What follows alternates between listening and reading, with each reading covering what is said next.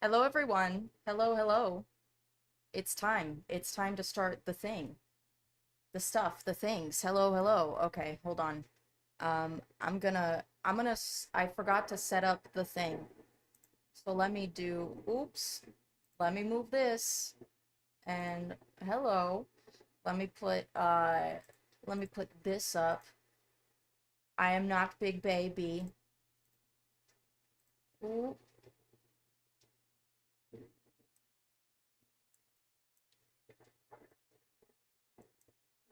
another debate.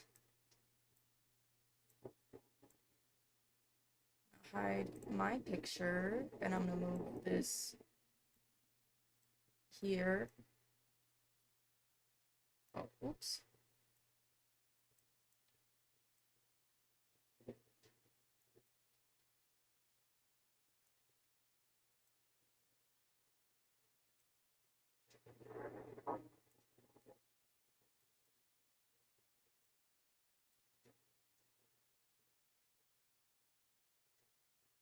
Okay. Hello, everyone. Hello, hello. 1 second. I need to finish writing my fucking opening statement, which is gonna be short.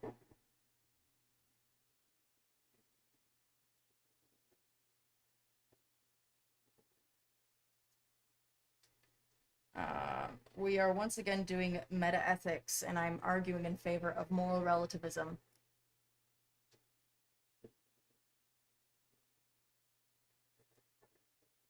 This will be fun. I think I've got it this time.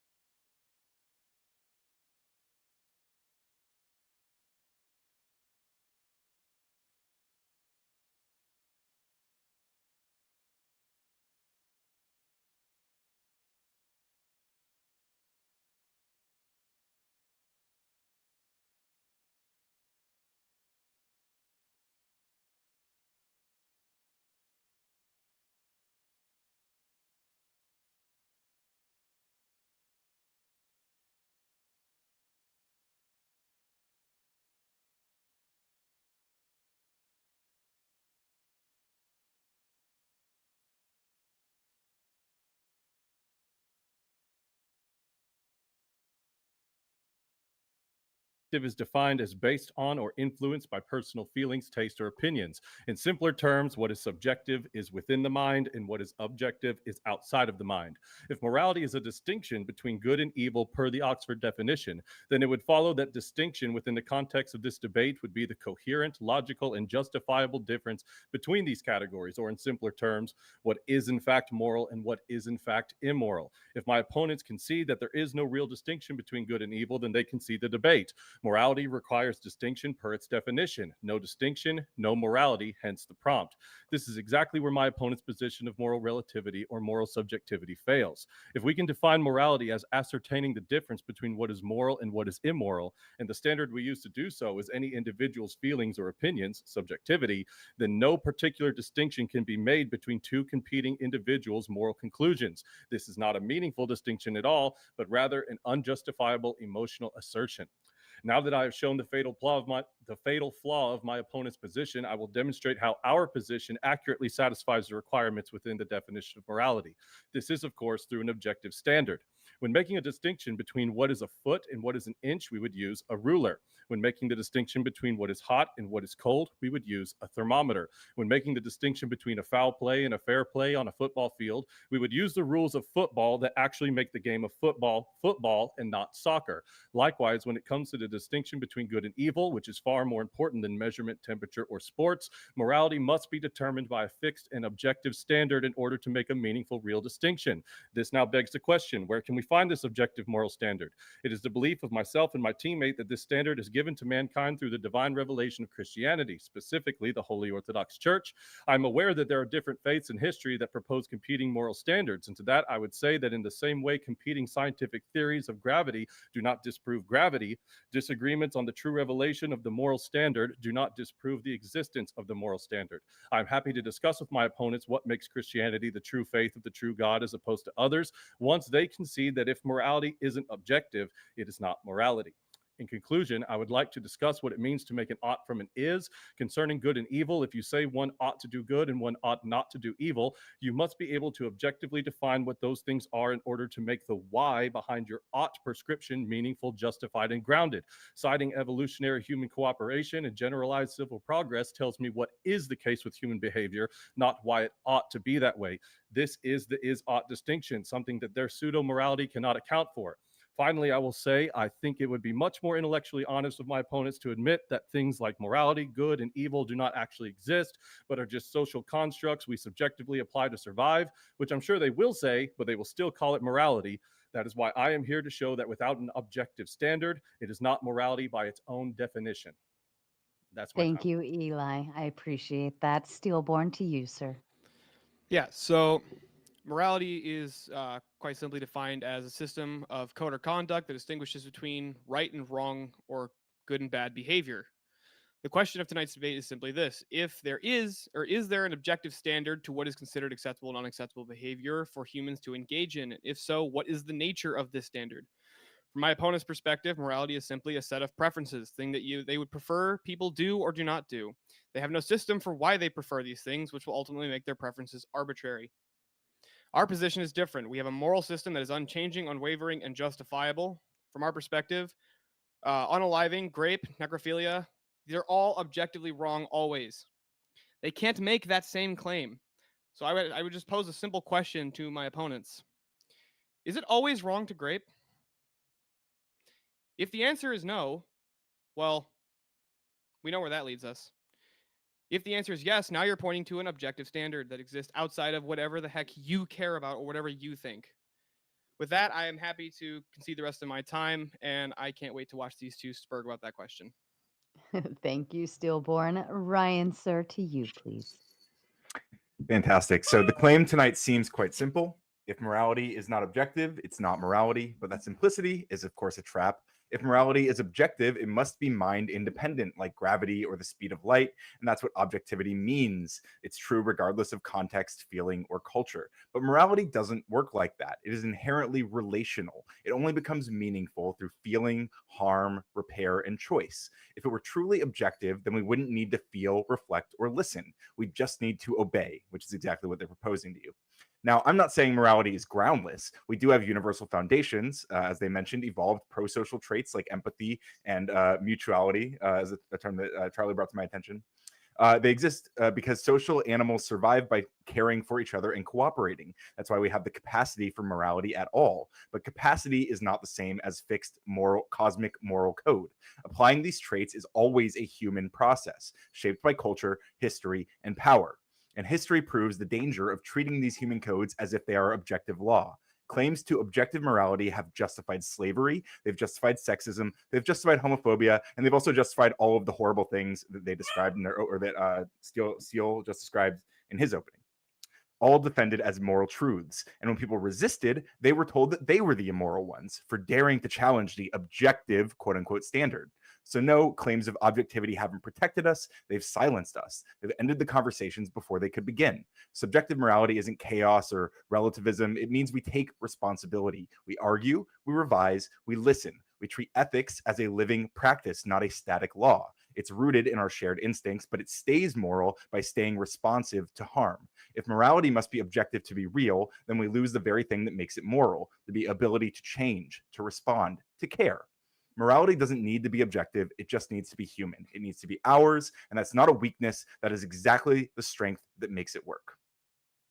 Thank you, Ryan, and Miss Charlie, to you, my dear. Sorry, my statement is much less developed. I saw Jesus Christ Superstar last night, and, well, I've just been thinking about it. Anyway.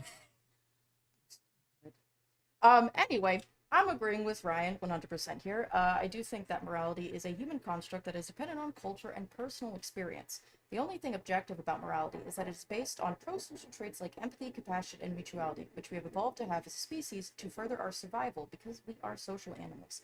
Morality is an expression of these traits. And I do think that morality evolves when our application of empathy broadens. And I do think that the application of empathy is culture dependent and also changes over time, which is why our moral codes change over time. And I think that the best example of this that I could give would be uh, probably children's rights. There was the construct of childhood as a time period in which children should be protected is a fairly new one. We used to let 5-year-olds, die in coal mines. We no longer do.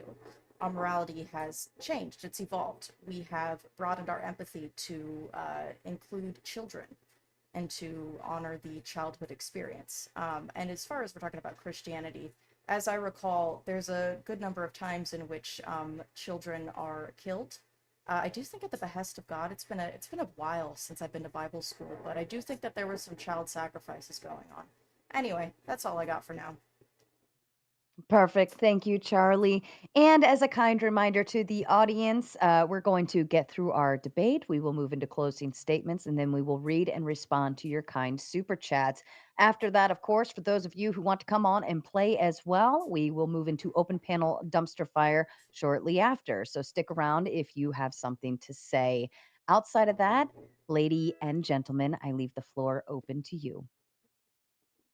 Yeah, Ryan, if morality is just a result of evolution, can you explain to me how that makes any sense if evolution is a mechanical tool or mechanical process that is designed towards survival, not towards finding the truth? So basically, what the actual question I would ask you is,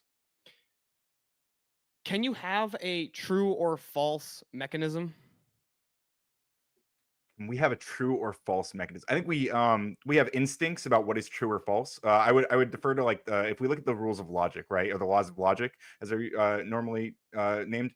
Like these aren't like facts of the universe inherently. These are basically like descriptive understandings of the limits of human comprehension. Like at the end of the day, they are feelings. Like when you can't comprehend the idea that something is true and false, it's because you feel frustrated, right? You can't even find possible any way to combine these things Can into fire something be hot and meaningful. cold at the same time? It can be. I mean, relative, right? Like it would be cold compared to lava, but it's not. It's hot compared to ice. I mean, if you stick your hand in there, is it going to feel like ice and fire at the same time? Well, relative to me, it's hot. So I mean, at least pretty, for some degree. Yeah, can let's just assume for a second. If I recall correctly, steel melts at about 2600 degrees. So, was steel gonna melt at like I don't know 10 degrees? I don't think so. I don't think it will. I mean, unless you change the system you're measuring with. But no, I don't think so. Let's just go with Fahrenheit to keep it I consistent. think, like I said, no. Okay, so it will melt at 2600 degrees, or it will not melt at 2600 degrees, but it can't do both. Sure. Relevance. Yeah, this would point to the fact that it's unchanging and it's subjective at that point, and it doesn't matter what you think of the scenario or however you evolved and what kind of empathy you feel towards the steel. It's still going to melt. Yeah, but there's nothing moral about the morality would come into like whether or not you You say decide to that melt the steel. you say the morality is just a result of evolution. Evolution is just mechanical. Well, steel is not a I didn't say thinking, yeah. feeling being. I mean, I think that we could maybe talk about a burning rabbit. If we Neither is a burned a butterfly. rabbit alive, I think that we, well, a butterfly's alive for sure. Well, yeah, but it's not thinking. I mean, I think that also depends. Do we know if butterflies can think in some way? I think it's alive. It feels, Yeah, certainly. I wouldn't disagree that it's alive, but what does that have to do with whether or not it's capable of like making moral decisions? Oh no, a butterfly can't make a moral decision, but I think that we can observe that a butterfly suffers. By what standard? Yeah. Writhing. So butterflies hurt. So if I walk over and I just like I squash the little thing, right, and it's like just lights out, it's like, Does the butterfly feel I have wronged it in some way? No, but I do think that other human beings, dependent on culture, actually, um, the whether or not, I think this is also another argument for moral relativism, but we, humanize animals to varying degrees based upon how much we identify with these animals, and it changes from culture to culture. Now, in the West, if you kick a dog, if you beat a dog to death, people will think you are the spawn of the devil. I think that if I showed you guys a video of a dog being kicked, you guys would cry. It would make you very upset. However, I think that in cultures where dogs don't really matter that much, they are either tools or nuisances. I do think, my goodness, my friend showed me a video of a wet market in China where golden retriever puppies were being sold to eaten. Now, a person from that area of China might be like, yeah, whatever, it's meat. All of us would probably be like, oh my god, a golden retriever, so again, this is an interesting question.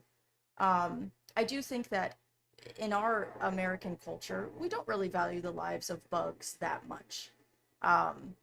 We don't. However, we are creeped out by people who torture insects. We're not creeped Yeah, out by because people who torture animals. Not even close. we are, because it implies other antisocial behaviors generally. Yes. Really doesn't? How about It when we're is a doing predictor how about for we're doing research? antisocial behaviors in the future. This is a well-known fact that torturing animals about research? does. Torturing. Do you think that animals are animals. subjected to torture when we do like medical research on them? It depends. They are. They can be. There's a lot of movements actually out there to stop the harm of animals based on on medical research. Well, And also should we experiment when on we people? eat them. I mean, it depends on what degree. Are they consenting to such an experiment? I would imagine most people who would be willing to go through that kind of subjugation can't properly consent. I mean, it to also the depends on arrest. experiment. Like, if I sign up for a drug trial, like, let's say I sign up for a drug trial to, my goodness, I don't know, maybe I want my eyebrows to get even bigger, and I sign up for a drug trial for a drug that's like, this will make your eyebrows bigger. Let's see if it does. Am I being tortured? No. Well, no, but that's because we've already probably put like bunnies Well, I and dogs and consented to rats it. and chimpanzees and every other thing you could think of through that same exact and giving them those same exact drugs to see what it did to them before we gave it to you to make sure Yes, that and your this is eyeballs didn't a- explode when you took it. This is in fact a source of constant debate. I will say that actually animal rights are pretty far behind, and I do wonder often in the future. Well, where are we if- going to stop with the animal rights then? What are we going to arrest the bear for eating a salmon? Well, I think this is kind of the whole thing, is that we don't have like these are things that are constantly evolving and being debated like over Mhm. time. We're having conversations about them, we're reflecting on them, we're listening to people who have different perspectives on them, and we're deciding where do we want to land. And I think this is just the evolution of morality, like all throughout history, has been exactly what I just described. Well, Ryan, I want to touch on that because you said that logic is a feeling, right? I So believe is so. it a feeling the same way that morality is a feeling? I think it's rooted in feelings in a similar way. Although there are practical ways that logic manifests, like in a computer, like we have like on and off switches, right? And these things are fundamentally like they can't be in both. Although when you get into quantum computing, this is a little bit more chaotic. But in general, like computers can't be an on and off switch at the same. They can't be in both states at the same time. So it's like logically impossible. And Sure. that kind of aligns with our logical intuition. But it's still Well, it is our intuition that we're referring Well, to. this leads me to my next question. Do you think that humans invented logic or discovered logic? I'd say both. Both. I would So say it's same not thing for math. So you think we invented and discovered math? So humans came up with math. Yeah, we observe things in reality, and then we create language to approximate what we're viewing. We created the language, but did we create math? I'm not talking about the language that describes math. I'm talking about math itself. Well, I'm just as a lifelong math fan. I view math as a word for the language of mathematics, like of that thing. What's what we're referring to? It is the language of numbers and these things that we give. Right, but we give didn't names invent to these mathematics. structures.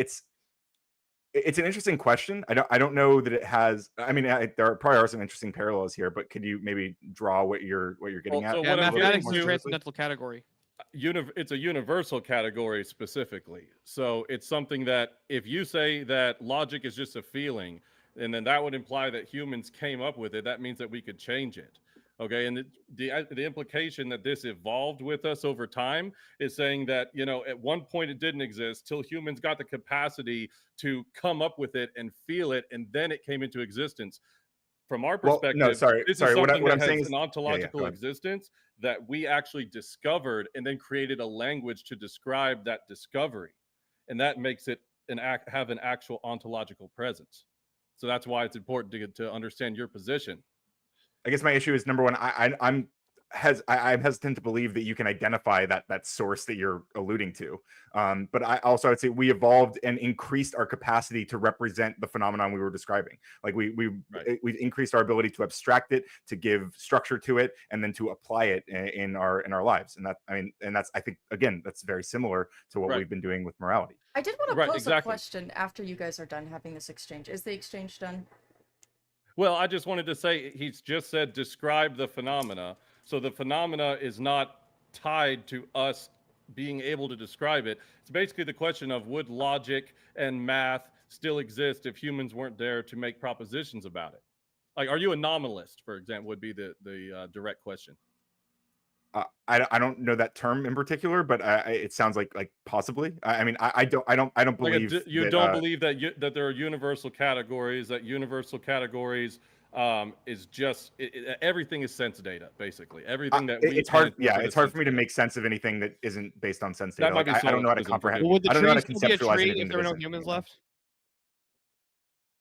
it would still be something. I don't know if we like. There's a lot of things attached to calling it a tree, but yeah, it'd still be something. But I think But when I say the tree, I'm not talking about the word tree. I'm talking about the concept that I'm trying to that I'm relating to you with the word tree. If all the humans just suddenly disappeared tomorrow, yeah, I think it would like still be they there. just like vaporize, right? That tree that's sitting there, that would still be a tree. It would still be what it is, right?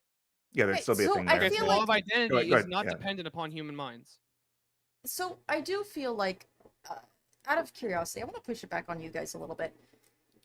When do we find the objective moral doctrine? When do we find it? If this is something that even within your church, which is, again, you guys are Orthodox Christians, I believe, why is this particular religion the correct one? Why is this particular denomination the right one? And why is your specific individual interpretation of these texts the correct one?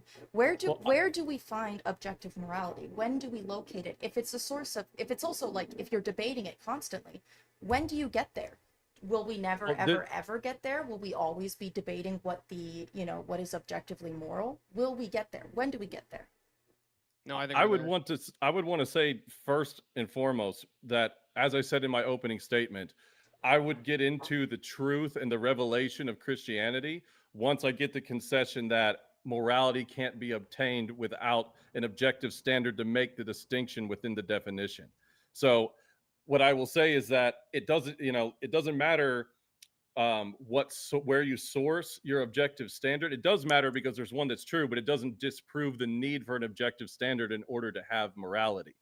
So there are many different cultures and many different ways that can apply an objective standard. Some are correct and some are incorrect. But I'm not trying to. I hate when people answer a question with a question, but this was all dependent on first understanding that morality can't happen absent an objective standard, because ultimately without one it's just coming down to your preference, which I've seen in other debates with objective morality with some people on the panel. Those questions don't get answered through your paradigm. So that would be, I know it's probably not a good thing to answer a question with a question, but before we get there, we have to determine whether or not morality must have a standard. Then we can get into who has the true standard. So I would say that, again, going back to my opening statement, Ryan's opening statement, again, I do think that morality is formed by our pro-social traits, which we did evolve to have as human beings because we're social animals.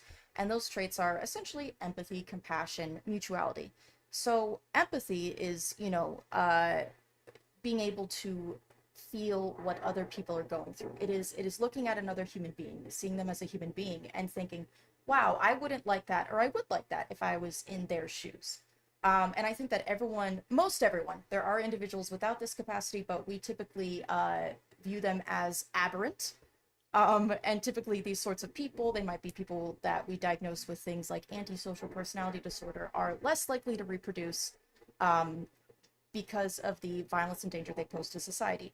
But even supposing you are someone who is incapable of, you don't have a very broad sense of empathy. This is actually, I do think there was a study done that observed that many conservatives tend to have a very small circle of individuals that they are able to have empathy for, which is typically people who look like them, share the same culture, and are within... We have a phrase for this. It's called I'm not done ordo speaking. amoris. Sorry. It's okay. And then people who are more left-leaning typically have a much broader application of empathy. They can empathize with people who are unlike them. So there could be some maybe conservative Christians who might look at, you know, maybe homosexuals or transgender people and have very little empathy for them. They are not able to apply their empathy to them. However, what might prevent them, you know, these people who are homophobic or transphobic from, you know, being violent towards, discriminate against, would be mutuality. These people would understand that to live in a peaceful society and to continue to exist in this world, essentially, that they, you know, need to not do shitty and awful things that will result in punishment for them. And that's how I would say, that is, I suppose, our objective basis for morality, is our empathy, our ability to humanize and feel for others, and our desire to live amongst other human beings. And this is an instinctual thing. This is something that is very, you know, advantageous to us. Okay, so with all that being said, you've mentioned, you know, evolutionary traits. You've mentioned cooperation, empathy, a better, more peaceful society. All of these are rooted in is claims. This is going back to the is-ought distinction. So first, within the definition of morality, which is a distinction between good and evil, would you say that we use morality to tell you why you ought to do something, that there is an ought in between good and evil, right? Like you ought Yes. to do good over doing Yes. evil. Okay, so everything you've given is an is claim, not an ought claim. So when you bring up empathy, why should we be empathetic? When you bring up a more peaceful society, why ought we have a more peaceful society? You can explain the is of our evolution, our traits, our biology, what we're more prone to do. But if you look at antinatalist philosophies who say it's actually immoral to bring children into the world and to reproduce as a species, on what basis are you telling them that they're wrong without self-referencing your own personal opinion? Because I think it's pretty easy to demonstrate, and I really don't want to get into it. But if you're just comparing opinions, you don't have shit. That's my whole basis for this, is that if morality just comes down to a comparison of opinions, you might as well just throw it out, because then you're getting into the whole force doctrines thing, appeal to consensus fallacy, and it doesn't give you an ought from an is. So with all those things as your standard for morality, where do you derive your oughts from? My oughts, well, again, based on mutuality and greater empathy, I do think that there are individuals who have broad applications of empathy. I don't mean to interrupt, but why ought ought we have empathy? Like, again, you're citing empathy, so that but we not can why we ought to continue have it. to survive. I mean, empathy is correct, but Why ought we survive? Do we need empathy to survive is the better No, question. why ought we survive? Why are the antinatalists wrong, and we shouldn't actually just not reproduce because human existence is not a good thing? Why ought Because we the baby I survive? don't feel any needs to be obligation born. to justify that to anyone. Like the idea that I think most people Oh. want to survive. I don't feel like my need to survive. I have to like I'm never gonna have to convince if we're at a point where I have to convince you that I want to survive, and we're like debating about whether my survival. I'm probably in a situation where I'm just gonna have to defend myself anyway. Right, it doesn't so- matter. Like it sounds like it's somebody like we're in a situation where violence It is wasn't making probably it a going to be. personal question. It was more like a why ought humanity? Sorry. continue? To address the question more specifically, like when we're talking about the is-ought distinction in this context, we're talking about what we are talking about things we want. We're talking about outcomes we want. What we should do with respect to outcomes we Who's desire. we? So if we do anybody, species. But we Yeah, want different yeah. outcomes. People, So who's up and if you disagree, then that's fine. But like, and hopefully enough people will want to stop you Right. from disagreeing with like the idea that most people want to survive, right? Hopefully we have a society that will prevent again- you from taking. Hang on. Hopefully we'll have a society that will prevent you from taking people's lives all willy nilly, because most of us here, and maybe you disagree, but most of us here would agree that that would be a worse society, right? And we don't want to live in that situation. So we are going to set up structures like police and like self defense weapons and stuff where we can stop people like. Hypothetically, you obviously not, I presume not you literally. Well, so this is what you're doing is the appeal to consensus. I'm not going to pretend to be an expert in fallacies. I don't want to do that whole thing, but I would think this is fallacious because you're having this presupposition that we all have the same ideas, universal ideas. Okay, Well, this we want to isn't. survive, This is and getting as long as enough people want to survive, then we're going to do it. That's the problem. well. Yeah, but well, explicitly, literally, I'm not saying that because everyone agrees on it, because there's a consensus. What I'm saying is that we need enough That's people what who you said, agree, though. which I think we have. I think we have enough people who agree and want to live in that society. And again, if there are people who don't want to live in that society and they're going to act on that, then I think we have enough people to prevent them from doing so. Well, that's still Well, just I a know- descriptor, dude. That's I just think saying that people we can want to we can survive, observe not why that they people want to. do not want to die. They're not- Why they want to survive? I No, mean, no, I not guess why they I want would to. No, I it's- would it's want to a- ask, why do you want to survive particularly? I'm gonna get some I water. What do you think? personally enjoy being alive, and I do think that most people enjoy being alive. We have Yeah, I want to be alive. so many sacrifice so my many family, mechanisms my- in our my body family to to God. prevent us from dying. Look- Our blood clots. We create white blood cells to prevent us to fight off illness.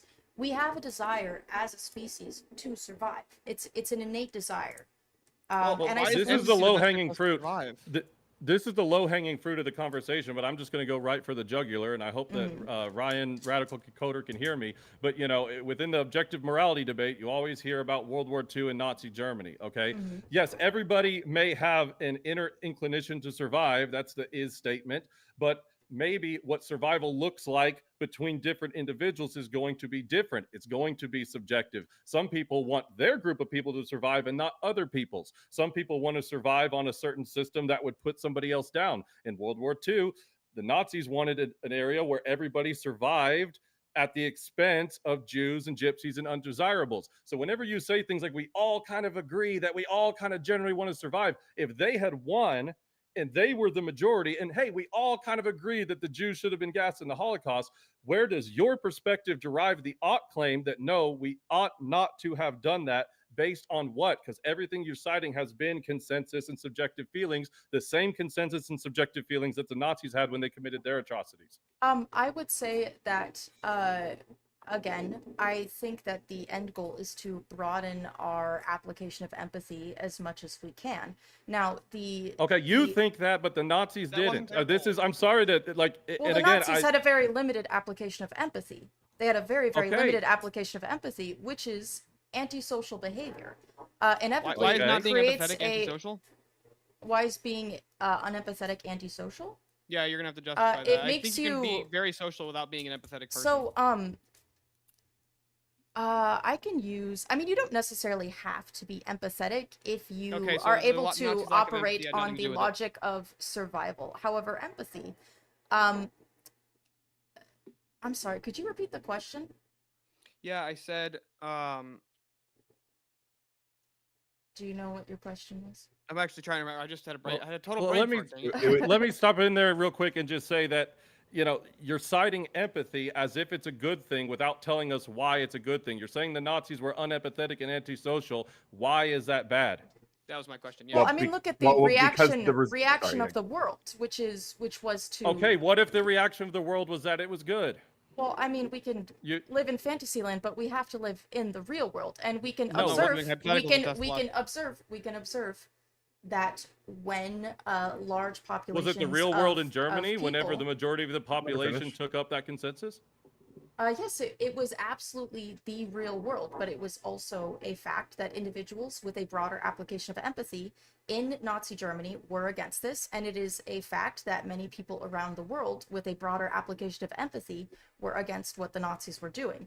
And now, again, we can observe the consequences of antisocial behaviors. I would say I can use. Is that why you think we went to war with Germany? Was No, because I we don't felt think it was to empathetic? save the Jews. I don't think it was. To Okay, save I the was like, Jews. no, that's definitely not no, why no, we no. went. We went I'm for- we went I'm for very. money to This save is getting Pearl Harbor. again, but still telling us that there is a Mhm. broader application of empathy doesn't tell us why we should have a broader application of empathy. You're just stating an is and not an ought. Not only that, you haven't actually justified the Nazis didn't feel incredibly empathetic and just want to put them out of their misery as they pulled the lever. And they just felt really, really bad for them. They empathized with them, but all the Well, suffering I they had think to that go through. Again, what's it's your coming name? down to your What is this subjective guy's- view of what what is the empathy guy is. with no beard name? Adam, is it?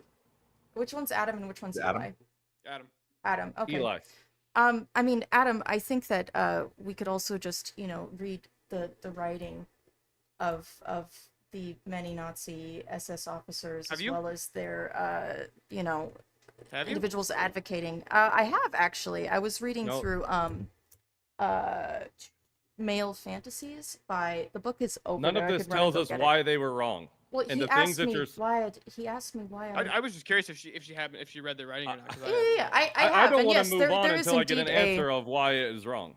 Why is it wrong? Without just citing a thing that you thus have to Well, that explain would why be that is good. dependent upon my moral code and my broad application Right, of so empathy. again, now However, you have Eli, become- Eli, why would it be wrong to you? And you cannot advocate that this is Christian doctrine because, again, I mean, there were many No, Nazis that this were is a Christian. comparison of worldviews. In my worldview, it is because people are made in the image of God and they have a divine source of dignity. In your worldview, you're citing things like evolutionary empathy, and we kind of have these traits, and none of that actually Okay, so gives Eli, a what about what's to say the justified Nazis why didn't behind evolve the to law. hate those Eli, people? what about pedophiles? Weren't they Hold not on. made What in the about them? image of God? PDF. Yeah, okay. So what does that have to do with anything? I mean, what do you think? Didn't they evolve to be like we that? Have a? Do you think we have a duty? We have a moral to obligation let to them- punish them to the fullest extent of the law. But why? They're made in the image of God. Yes, because they And violated they have human dignity. they violated the innocence given to a child that is also given to them by God. Our standard comes from a place Okay, so outside why of ourselves. why does the child's innocence why does that matter more than the human dignity of the PDF file? Because he forfeited his dignity by committing those sins. Did he though? I mean, I feel like when I read the Bible, there were a lot of At least as far as opening was himself it up not in to the Sodom and consequences Gomorrah of his where actions. this it was a father that gave up his daughters, his teenage daughters, to be assaulted by PDF files, and this was a godly thing for him to do. Is that not like a That's no. real life thing that happened? Was that not in the Bible? Well, again, It wasn't Sodom and Gomorrah. at the We're- very we're not least. gonna Sodom get and into Gomorrah an was the whole town of exegesis people until trying to we grape can- angels. go ahead, Adam. It was Sodom and Gomorrah was a whole town of people trying to grape angels.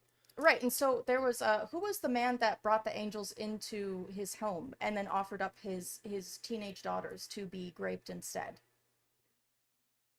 I don't think that was Sodom and Gomorrah, but I'm also horrible with names. Eli would probably know better than I would. Well, here's the thing. I'm not going to get into exegesis until we, like I Yeah, I said, can we pull it can at back. least confirm and whether or not the moral standard exists. And here's the thing. This is a comparison of worldviews. Whenever I speak of divine dignity, we don't do this because we are violating, the image of God made in another person. We do these things because we believe that good, when we talk about the distinction between good and evil, has an ontological source. In your worldview, good can be different. Good and evil can actually be interchanged depending on who you're talking about. What's evil to one person could be good to another. So how do we develop a meaningful distinction that doesn't just come back to, like you said, my moral code? Now all of a sudden you're the arbiter of everything that is moral. And if somebody else comes up and says, well, hey, according to my moral code, you're wrong, you don't have a standing of which to tell them why they are. So Well, just to then be you clear, have in to reality- you have to negotiate this. But I would also say, Eli, you're making the affirmative If they claim want to. here, and I don't think that it's possible here to. I do think that if you want to prove that morality is objective, you are going to have to justify your more objective moral. Yeah, let's start with this reality. truth objective. You need to justify I'm- why your moral code is the objective and true one when it is Well, again no, literally that's just actually a not required very based on it's the a prompt. very specific religion that the majority of the world doesn't follow. Like- It's a very specific denomination that the majority of Christians do not follow, and you are also interpreting it based on your subjective life experience. And No. whoever the Just subjective life because- experience of people that you are listening to. in addition, you have agreed that there are people who debate what the true moral objective code should be of this religion. So again, if you have to debate it, how can it be objective if it must be Oh, okay. debated? Do you Okay, think that there is an So ephemeral gravity sort of... doesn't exist because there's differentiating opinions on the theory of gravity. That's where you're Well, going. that's not with what it. I said at all. You are talking about That's a literally human what you. construct. That's what you Gravity just is said. not You really said much that of if a we human have to debate construct. this, then it can't be objective. Yeah, and but we have that's ways the to exact prove gravity opposite. exists. We don't have ways to prove that your, objective moral code, which is a subsection of Christian orthodoxy, We which do. is, you can and only again, that- interpret through your subjective personal lens. Now, there's like, how there's do you substantial Additionally, when we philosophical debate about evidence. gravity, sorry, real quick, when we debate about like we do have debates about gravity and the nature of gravity. Like we observe specific things that we label gravity, but Right. we have debates about the causes. We have debates about even like specific functions and like how it moves in or how it works in different scenarios. Like we have different conversations about this, and that's how we developed a more abstract like improved theory of it through those conversations, like through debating them and through understanding and through different Sure. perspectives. But he's Sure, but also, the fact that there is debates, hold on. The religion. fact that there is debates does not disprove the existence of gravity, and that's where you were trying to go when you said there's debates about religion, therefore how can there then there can't be an objective moral standard. Now, No, I think what she was getting at is more specific. Like when she brought up some of the Nazis were Christians. Like a lot of them believed a very similar thing to you that you outlined, as that humans have this this objective value or whatever. But they just didn't. They just decided that Jews and gypsies and homosexuals and disabled people, they just didn't have that, or they didn't deserve that. I'm sorry, they didn't. They just those selected people, they didn't have this trait that they deemed the humanity thing. So they just shrunk the list of people who were, or the set of people who this applied to. But they're still like using your objective standard. They're just applying it. Yeah, hold on a second. Ryan, I have a question real quick. A misapplication to standard does not disprove the standard. Yeah, Ryan, somebody totally agrees with every prescription that you would ever make, and they agree with every descriptor you would ever make, except their favorite thing to do is drown puppies. That's their like most favorite thing to do. But everything else they like 99.9% agree with you on. They better stay away from my puppy. Well, here's what I'm asking. We're just gonna call this Ryan's ethics, right? That's right. This person is following Ryan's ethics. Then he wouldn't do that. No. Just because he violated Ryan's ethics, does that mean Ryan ethics don't exist? My feelings about ethics would still exist, sure. Yeah, I'm saying so. Let's say he chose you, but they'd still be my feelings, just like it is your feeling that you want real to. quick? Yeah. Can I? Because I'm going to as a callback to what Andrew Wilson did to me. I'm going to demonstrate gravity right now. Can you demonstrate God to me? Yeah, I can actually. Yes. Because I've had people trying to demonstrate God to me my entire life, and it's never really stuck the way gravity has. Yeah, which you is can't a law have that I knowledge am absent subject God. to. Yeah, you can't. It's so the you cannot, impossibility of the contrary, and that's So you it's the can't transcendental prove it. argument for God. This was brought up to you once again before in Andrew's debate. There are lots of philosophical evidences for God due to the impossibility of the contrary. However, like I said, I want to press you guys on how, without an objective standard, you can't. Before we get into where the objective standard is sourced in, I want to pin you down on the fact that you can't have an objective standard, or I'm sorry, you can't not have an objective standard and it still be morality.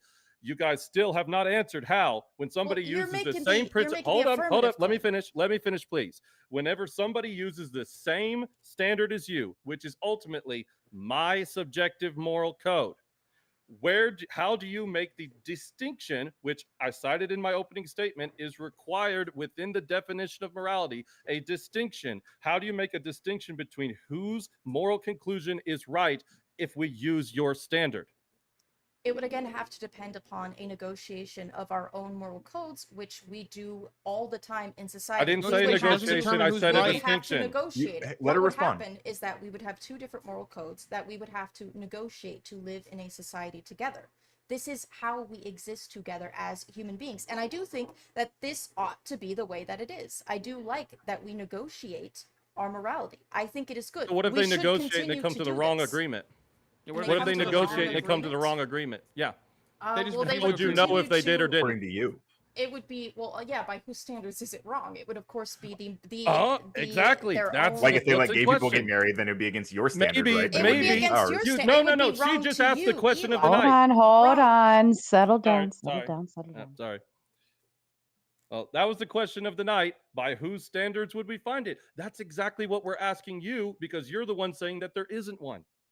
But you are also making the affirmative claim that morality is objective. And so again, like, you cannot expect Yes. people Yeah, to is grape always wrong? logically You Really? just to- asked where's also, the standard. Eli, Adam, like, I need you guys to understand that when you make the claim that you two somehow uniquely amongst human beings, this small tiny group of Orthodox Christians that probably belong to a very, very small subsect of other Orthodox Christians, because I know that in Orthodox Christianity, there's a lot of priests that are upset about kind of the online ortho bros. So even like the mainline church might not like what you guys do and might not like you.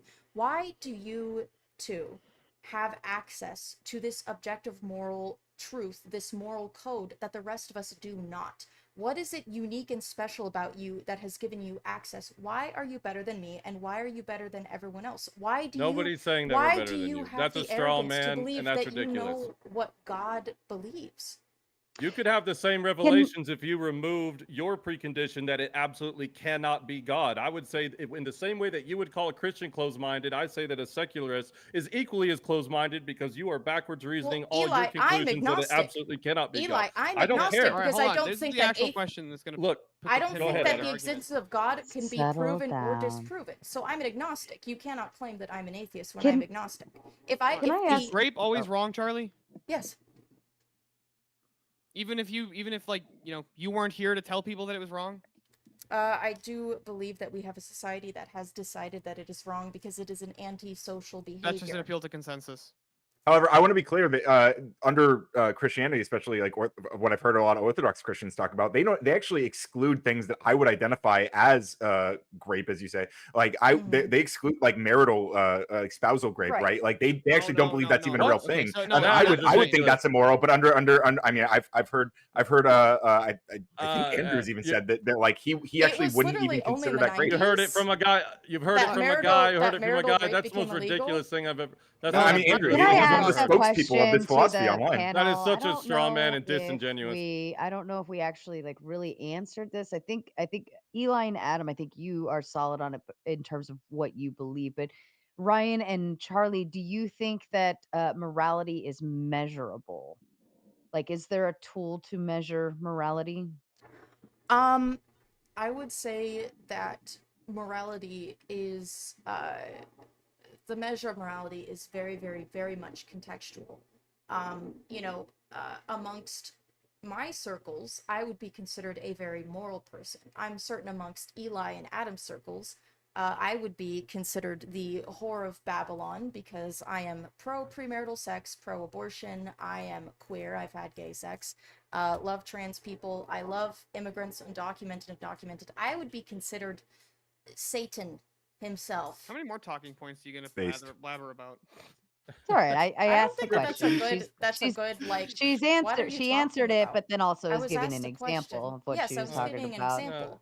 Again, She's Yeah. giving a lot of the measure- presuppositions about Christians without knowing true. anything about No, them. But she's that's okay. she's I mean, are using you guys the pro-abortion? scale. What she's giving you is a scale right now, which you could use to your advantage if you were smart enough. Ryan, was do you about to, yeah. believe it's measurable in terms of morality? Is there a metric we can utilize or a tool to measure morality? It depends on what we mean by tool. I think there are frameworks for evaluating, and we can like and again, it comes down to like reflection and listening and talking through these things and feeling through these things. I think that's fundamental to the human experience. I think that's just how we go through and have these conversations in real life. We don't sit here and debate about what the objective fact of the universe is. We don't appeal to some metaphysical unknown or known. We don't. This just isn't practical. This isn't how people engage in real life. We just engage. We just feel, we have empathy, we engage with people based on that. And if we don't have the empathy and if we react in ways that show that we don't have that empathy, then we're going to run into trouble in life. Oftentimes, like people who don't experience empathy tend to have more, not just antisocial behaviors, and you can argue about whether or not they're identified antisocial behaviors. They're definitionally antisocial behaviors, but you can argue with those definitions. But like there are situations that you're going to get yourself in that you're going to be frustrated with. You're going to have problems in your life, right? You're going to have more problems if you engage in a lot of antisocial ways than So if you don't. would say you would be more agreeable to a sliding scale. Sure, you can Movable. call it that. Or it feels even weird to call it a scale. Like it's not limited to any to limiting it to specific dimensions like breaks even like what I'm proposing is being open-minded enough to understand when someone comes in and presents a view of morality that you never considered before, and thinking, wow, maybe there's a harm on in a dimension that I hadn't really even thought about, and Mhm. maybe I do need to consider that. I do need to weave that into my moral framework. And I think so you're it's an ever evolving set of tools that we have to come up with as we live our lives. But would you say, and then I'll hand it back to you, gentlemen. But would you say there's a stark difference between like if I was looking at like a ruler maybe, yeah, or integrals, right? And I've got good on one side and bad on the other. Like there's a very stark difference on getting from point A to point B, and then you're saying it can kind of maneuver across the board depending on how society views it. Correct? Well, everyone would have I, like their own I don't different ruler is the thing. And yeah, that I don't ruler understand the would Right. question really. be based upon again the society and culture in which they grew up in and their own personal experiences. Again, like I'm certain that Eli and Adam also have moral disagreements of some kind. And between No, the two probably of not. He's you, pretty based. how would you determine what you consider to be moral and immoral? Ryan and I, we do have a moral and immoral disagreement. Not really actually strongly. I was going to say AI, but you don't actually use it the way I think is bad, so never mind. Well, But Probably some ways you think is here's bad. the problem with maybe. everything you guys have just described. Is she asked for how you measure. We heard frameworks, we heard context and sliding scales, but none of that actually tells you how you do any measuring. What we're hearing is that everybody's is different. Everybody's is different depending on where they come from. So how do you reach a conclusion? Okay, How do you, let's do this in practice together. Sarah, could you come right? up with like a moral situation? And Yeah, I got one we already. can Give it. okay. Yeah, go ahead, Adam. Okay. I think abortion's wrong. You don't. We're making contradicting claims. Either one of us is right or both of us are wrong, but we can't both be right. Right. And my whole point of the real quick before you guys go in on that is the whole point of my opening statement is that if you're saying you cannot make a distinction and the definition of morality begs a distinction, then what you have isn't morality. Okay, well, let's all go through and talk about why we either think abortion is right or wrong without turning it into a right or wrong, an abortion argument. I Yeah. think that we can both, So demonstrate using morality is the distinct. our own moral codes on why we agree or disagree. Now, for me personally, I think abortion is okay because I do not believe that an embryo is a person. I do not believe that an embryo becomes a person until the fetus is able to exist outside of the womb. And in this case, I have, my empathy is primarily directed towards the mother. I think that forcing someone to undergo the kind of arduous and life-threatening process of pregnancy and childbirth, and to also bring a child into the world um, when the mother is not ready, which could lead to resentment, which could lead to inadequate economic circumstances in which to raise a child, which could lead to suffering for the mother and the child, or for a child to be adopted and potentially put into a dangerous home or situation. I do believe that abortion is a very moral thing. I think it is moral for the future of potential children. I think that all children deserve to be loved and cared for as much as possible. And I believe that women should have the right to make the decisions that they want to make about their bodies. So, again, by my moral code, I'm telling you that my empathy is applied to women and is applied to, fetuses that can exist outside of the womb. It is out of empathy for children and mothers that I am pro abortion. I'm telling you, I'm giving you my logical process, and Right. now you guys Maybe Yeah, you I can know this only go worldview it's very well. because This God is said so. No, it's not because well, I God have a said slightly so. different I have a one. very simple, I So have a very simple question, real then quick, none just of for this. Charlie. Really no, simple I question. think we can track it down better a little differently with one kind of clear line across the board, right?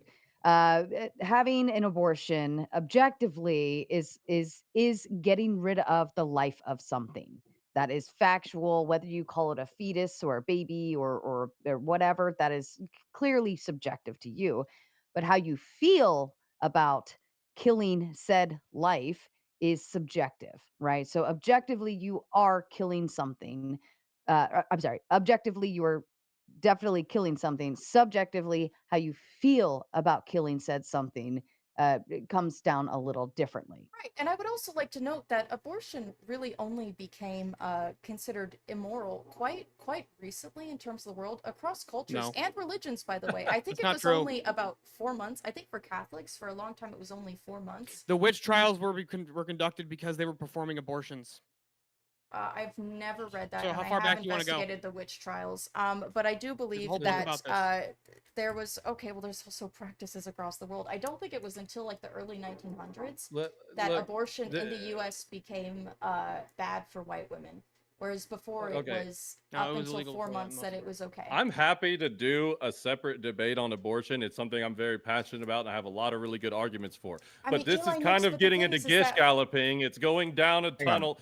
You disagree, we disagree. We can tell Mhm. you why you're wrong. You can't tell us why we're wrong. No. Here's what's actually happening: is Charlie's giving her understanding and her interpretation and her logical Right. reasoning for why she thinks that abortion None of should that be was morally logic. permissible. Yeah. And I mean, it is logic. No, I Yeah, yeah, feel yeah. it. No. I just I But feel. yeah, Well, why feel- does I her feel like neglecting personal feelings is an Okay, illogical Adam- thing to do. Adam But can Fuller, I actually I have can go- present my hold position? up, hold up. I just gave you a very clear line.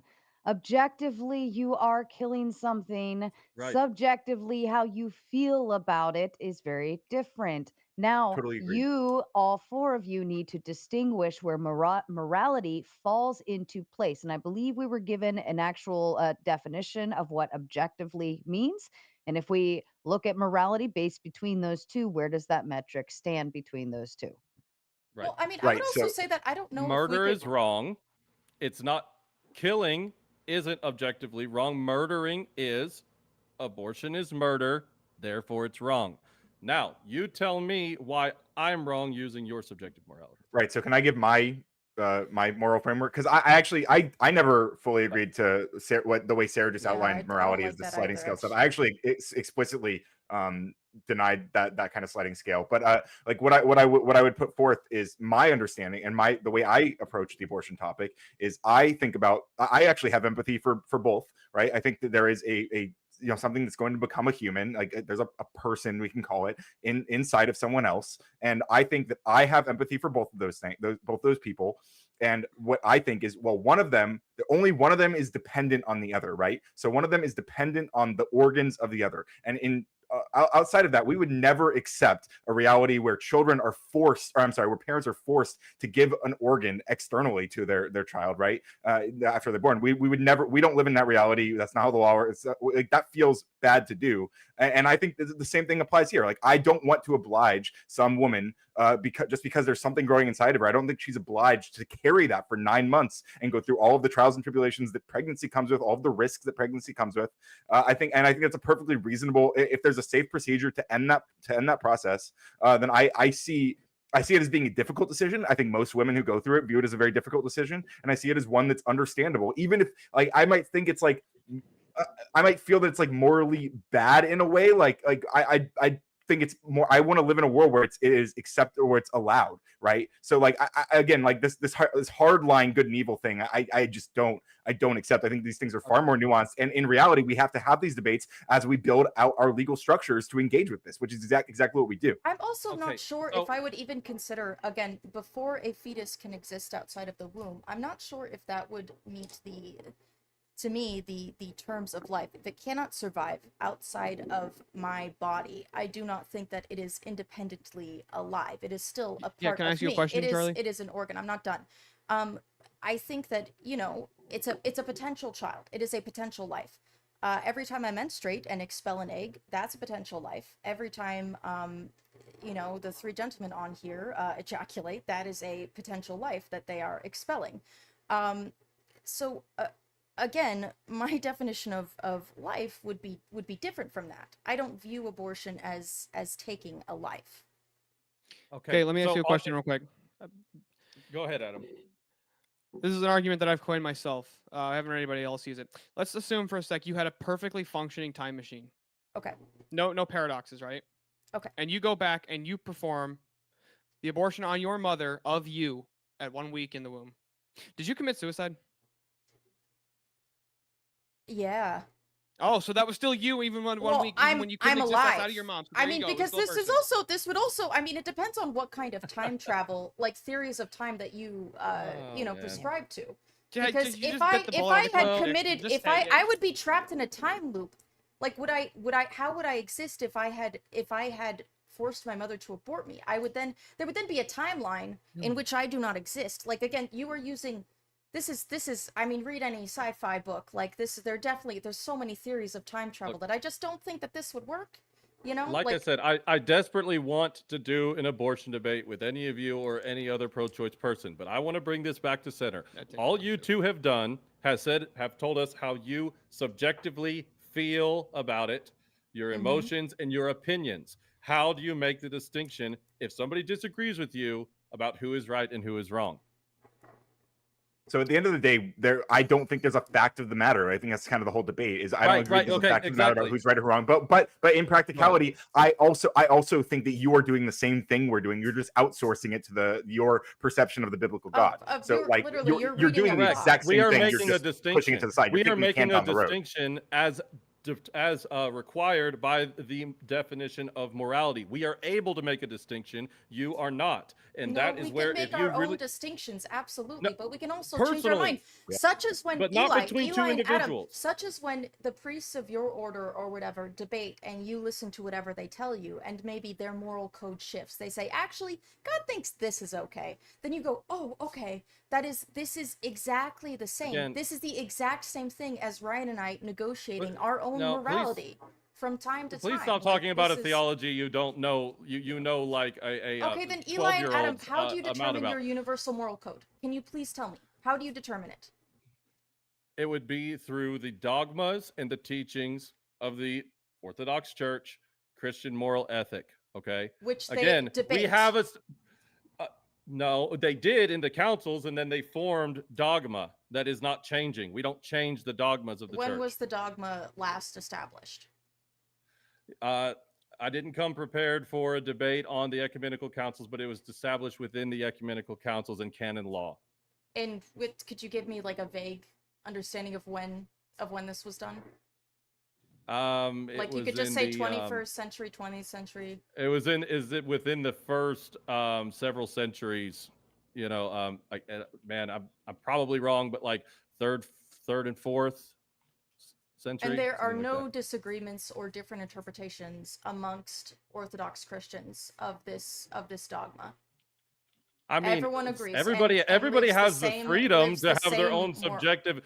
Everybody has their freedom to make their own Oh my subjective God. interpretation, but they don't get to change canon law because of it. At the end of the day, Right, we but they determine. can have No, their own don't you raise your eyebrows they and say, can have "Oh God, their no." their subjective Yes, you view can have of one, those, but of we that can tell them dogma. that they're wrong. Debate over. We can tell them Right, that right, that you it's can not have the debate over, subject- That's dumbass. called that's We called a can tell them- heresy. And you can You're all laughing, you can and all you just disagree proved our on it. point. No, you just proved What our if, point. and what if someone calls you No, a heretic? stop. Eli, No, if someone that calls you smug a laugh heretic, and those what do you eyebrows do? being raised, What I do got you to do address when this. you're a Let me talk. heretic? Eli, Let me Eli, speak. what do you do Let when me you're a speak. heretic? You're You're shunned. out. You're out of the church. You're excommunicated from the church. excommunicated.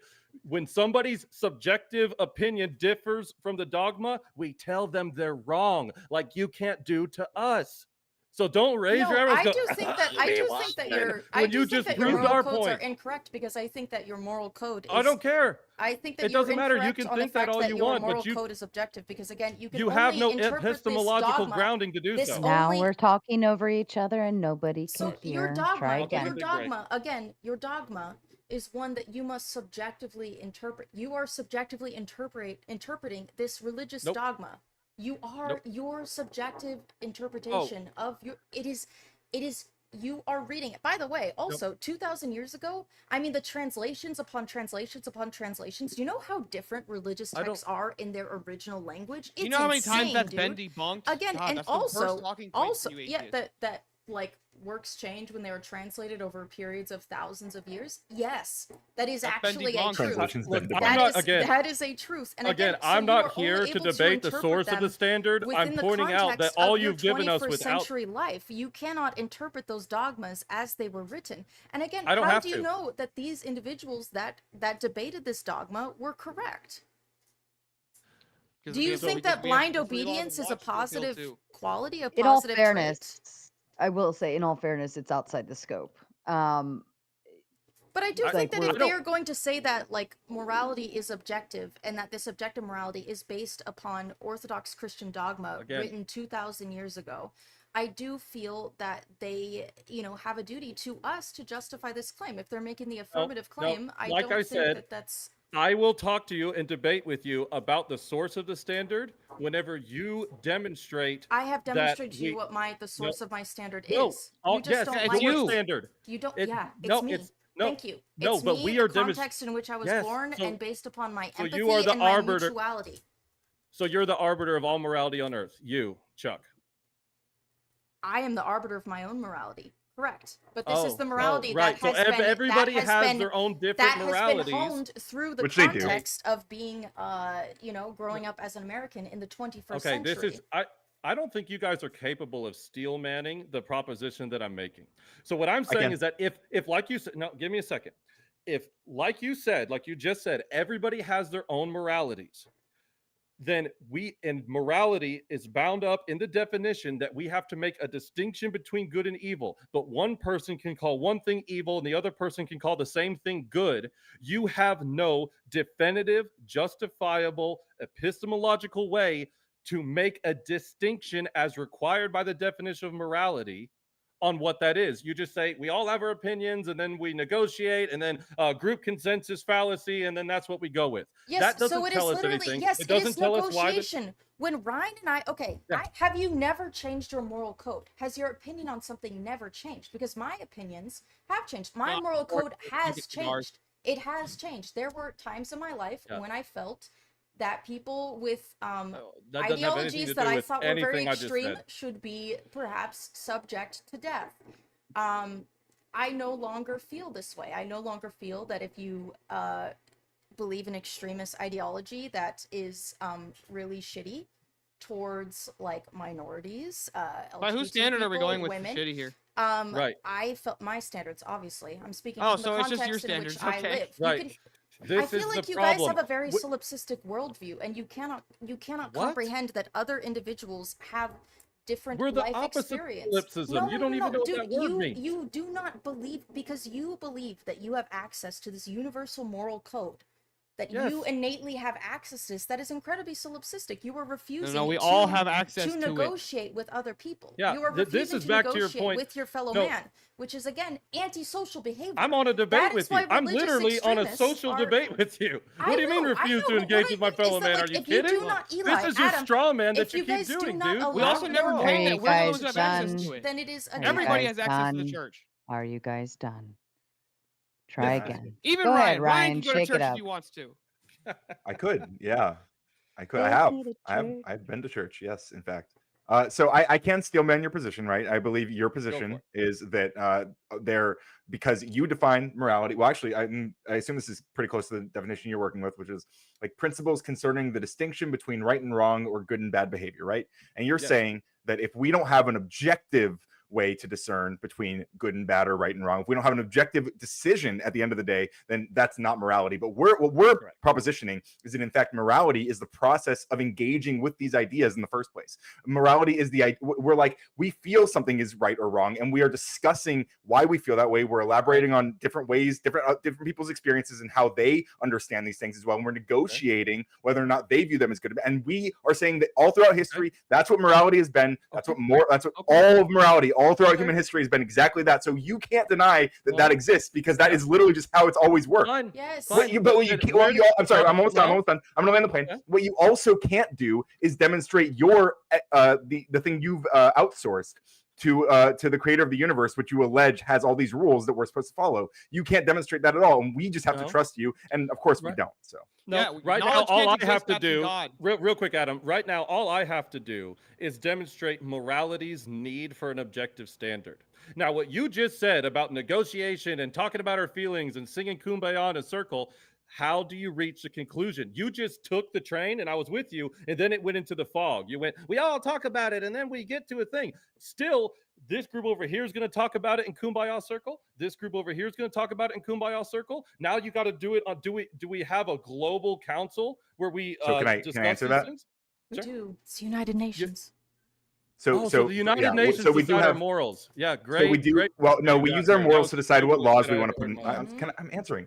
We Okay, decide. go We use our ahead. morals and our moral negotiations, morality, the process of moral negotiation, to decide what laws we want to put in place, right? And then we can continue to develop that. We can disagree about what those laws are. We can disagree with how to apply them. We can disagree with all sorts of different things. But what we do is we establish some baseline to work with practically. Right. Who's That doesn't mean that that doesn't mean that the United States of America right now, we wrote a constitution. We don't always agree on what that constitution says. Sometimes people, like the guy in the White House right now, doesn't give a shit about the constitution. But like in general, we try to engage and work within that baseline of societal like law. Right. Yeah. But that doesn't mean there's an objective answer. Because in fact, again, like we disagree on what the implications of that It constitution means you can't create an you can't make a distinct answer. So you've now narrowed it down to the United States.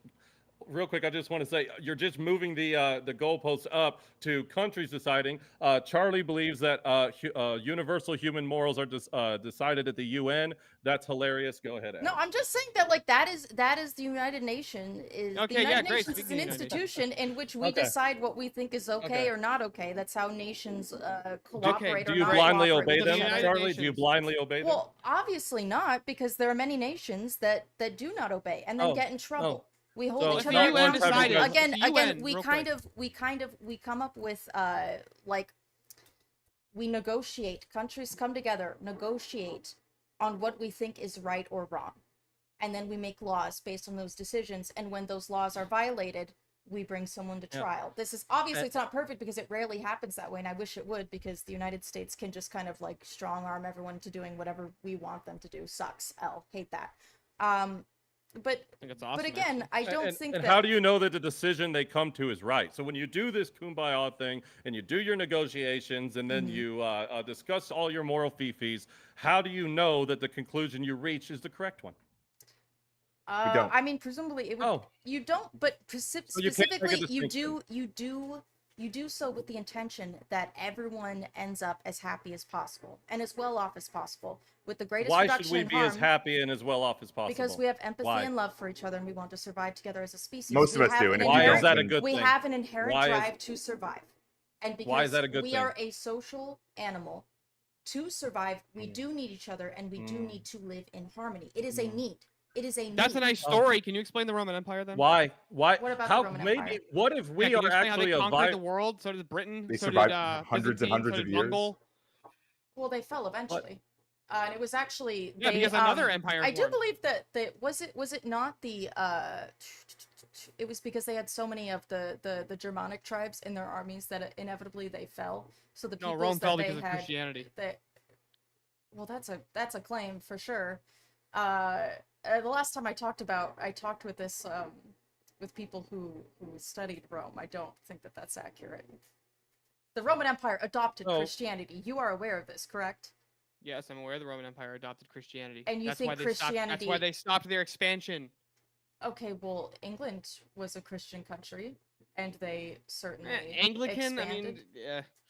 I mean, Ch- many Charlie, so- justifications for imperialism and colonialism have been religious in nature. In fact, I do believe that the part of the justification for the enslavement of Africans was that they are the tribes of Ham or something, and so they deserve to be enslaved. Like that was a religious justification.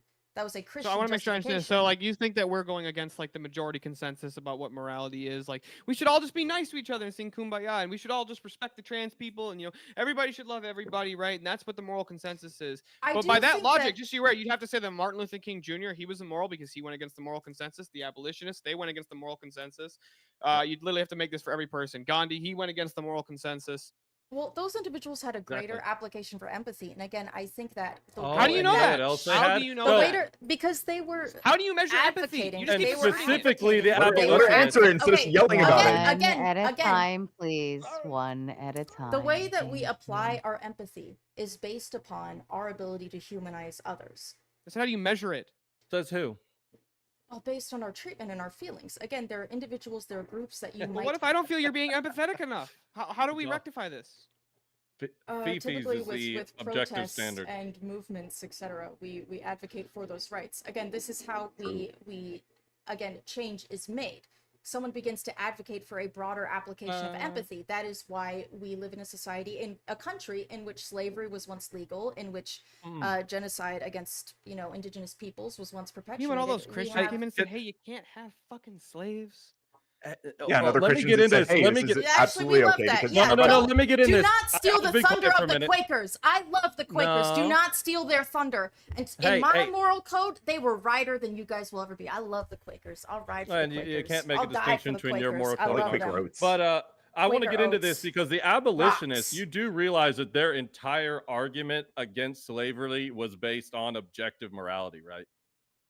Yes, that was their Yep. argument. That was the argument that they provided. So it seems like this is another point I wanted to bring up is you don't even have to be Christian to No, you agree don't. with objective morality. There are plenty of secularists who say, you know what, I don't believe in the sky daddy, but the Christian, they agree with me that you need an objective standard to have morality because yours doesn't provide any actual substantial morality. And they say the Christian ethic has actually gotten us to things like the abolition of slavery, like these progressive ideas, at least it's in the broader sense of, moral broadening of empathy, as you put it. What they were doing, the last point I'll make, what the abolitionists were doing is all around them, you know what they saw from slavery, minus obviously the treatment of the people who were enslaved, was societal flourishing. The money that they got and produced from the crops that they picked made people super rich. It made them not have to work as hard. Yes, I have realized that later in hindsight, we see that it was economically unviable. But at the time, you couldn't tell anybody, especially in the South, that life wasn't great and awesome and prosperous and happy, just not for these people. But who gives a shit? Because at the end of the day, it's good enough for everybody else. Okay, so But again, last Eli. little bit, what the abolitionists did is they came in and said, regardless of how this is perceived subjectively to be good for society, there is an objective moral sin of the nation. And there is nobody with your worldview who would have stuck up for the slaves the way the people who believed in objective morality did. Eli, do you think that I'm pro-slavery? Well, I think that you would have been What back the then. fuck? Eli, you just said that there's no It one feels like that's me. the Listen, implication. you were proclaiming that I am I'm not saying someone that you can would have take been a back moral then. stance. I'm saying your worldview. Let me restate. Let me restate. that's strong. Let me restate my opening argument. Morality is subjective, but what is objective is that our morality is developed and based upon our empathy and mutuality. No, you just Does asserted that- that we does developed that- That's our not the morality argument based the on empathy. abolitionists made. Okay, That's well the Doesn't that's matter argument. if fine. the That's argument or fine. not that they made. I also Yeah. think What we're saying is the moral capitalism reality- is immoral. I don't need Jesus to. Well, I mean, Jesus would tell you that. Actually, he would say that. Again, that I'm No, not you capitalism now is even- you're immoral, telling us what so- Jesus would say. That's I I'm mean, not trying to hang on, get I- you to Jesus say. didn't say that. I mean, Well, unless you re- think the really Bible quick, was really wrong, quick, or Ryan, I I don't wanna- know. Okay. You know, Yeah, I want to hear what Ryan has to say, but real quick, I'm not even trying to get you to say we need Jesus to know morality. Mhm. I'm trying to get you to understand that without any objective standard at all, you cannot make a distinction between right and wrong. You cannot actually do that in a universe. Like you could do it in your own world and on your rocking chair, feel whatever the fuck you want. But applying that to the world, there has to be guidelines. There has to be a rule book. Eli, Go ahead, that's why Ryan. I we didn't get mean to interrupt. together and make those guidelines together based You upon our don't do own that when you moral get together. codes. I've tried to ask Yes, you we how, and you've absolutely not do. given That's me how an we- answer. how we come up with literally laws. just We told you, negotiate these things. We negotiate. Okay, look, Right. what me and Ryan are going to demonstrate this right now. Ryan, I think that it is immoral to use AI for anything ever at all. Well, I think that there's actually good stuff you can do with AI, like cancer research and climate change research, and processing your thoughts and ideas in preparation for a debate. Wow, Ryan. Now that I think about the positive outcomes that it could have for cancer patients, I do see what you mean. However, I do think that AI is broadly still bad, and I think that we should limit its use for non practical and positive things. I don't think we should let it be used for doing things like stealing jobs from artists and songwriters. Sure. And I recognize a lot of your concerns, and I'm open to engaging on some legislative level and deciding what kind of restrictions we want to put in place. Like, for example, putting in laws to make sure that doctors have to let their patients know if they're using AI or things like this. I'm absolutely okay with putting some legislation in place and ideally putting some systems in place to protect those artists who are losing their jobs, making sure that they have means. And I would also, frankly, encourage those artists to embrace AI and understand how they can really they can embolden themselves and become an even more exciting kind of artist, although they don't have to limit themselves to just using AI, but I encourage them to be open to it. But yeah, I'm totally open to having that conversation. I see where Wow, you're coming Ryan, I love how we just negotiated laws around AI together using our, differing stances on the morality of using AI. So and our whose different was moral right and codes. whose was wrong? We came became with- right together. Yes, yes. Okay, great, real quick. We determined how this would Oh, be man. handled together. Do we agree that grape is wrong because it's harmful? Yeah. Okay, so what if it doesn't harm the person? What if the victim has no harm that comes to them whatsoever? Was it still bad? Can you? Do you? I can't conceptualize such a thing. I cannot conceptualize Yeah, okay, I'll give such you a an thing example. She was either. in a coma. She was in a coma, right? She's in a coma. There's She has physical, no there's rea- physical no, harm. listen. She suffers no physical ramifications whatsoever from the event. So, Adam, are you And she aware has no that knowledge people of an event who are... and will never learn of the event. She'll never learn the event happened. Was it still wrong? It was still a wrong act because But if where's she my were to harm? find about it, if she were to find out about it, I just it said would be in the wrong. hypothetical she doesn't find in out. addition, it is not getting the They- consent of the other individual. It is But they performing a don't know sexual it act happened. on someone without getting Well- the consent, which is harmful. It is wrong. They will never know it Why? happened. How would that You harm them can't- if they have no knowledge the event ever happened? This doesn't You make can, Because it it's doesn't you make can any make sense. lots wrong of to is do statements, that. but It's like, Why again, is it wrong it's to also do that? rape is also a violent act not without physical Look, consequences do upon you the think human look, the body. problem is What? it's the It is always off has has distinction. consequences. You can tell us that it's wrong. You can't tell us why it is wrong. You can't tell us why consent Yes, because is it good is or bad. dehumanizing. It is dehumanizing Eh, to Why other is it bad to individuals. Why is that dehumanize bad? Hang on, hang somebody? on. We dehumanize criminals?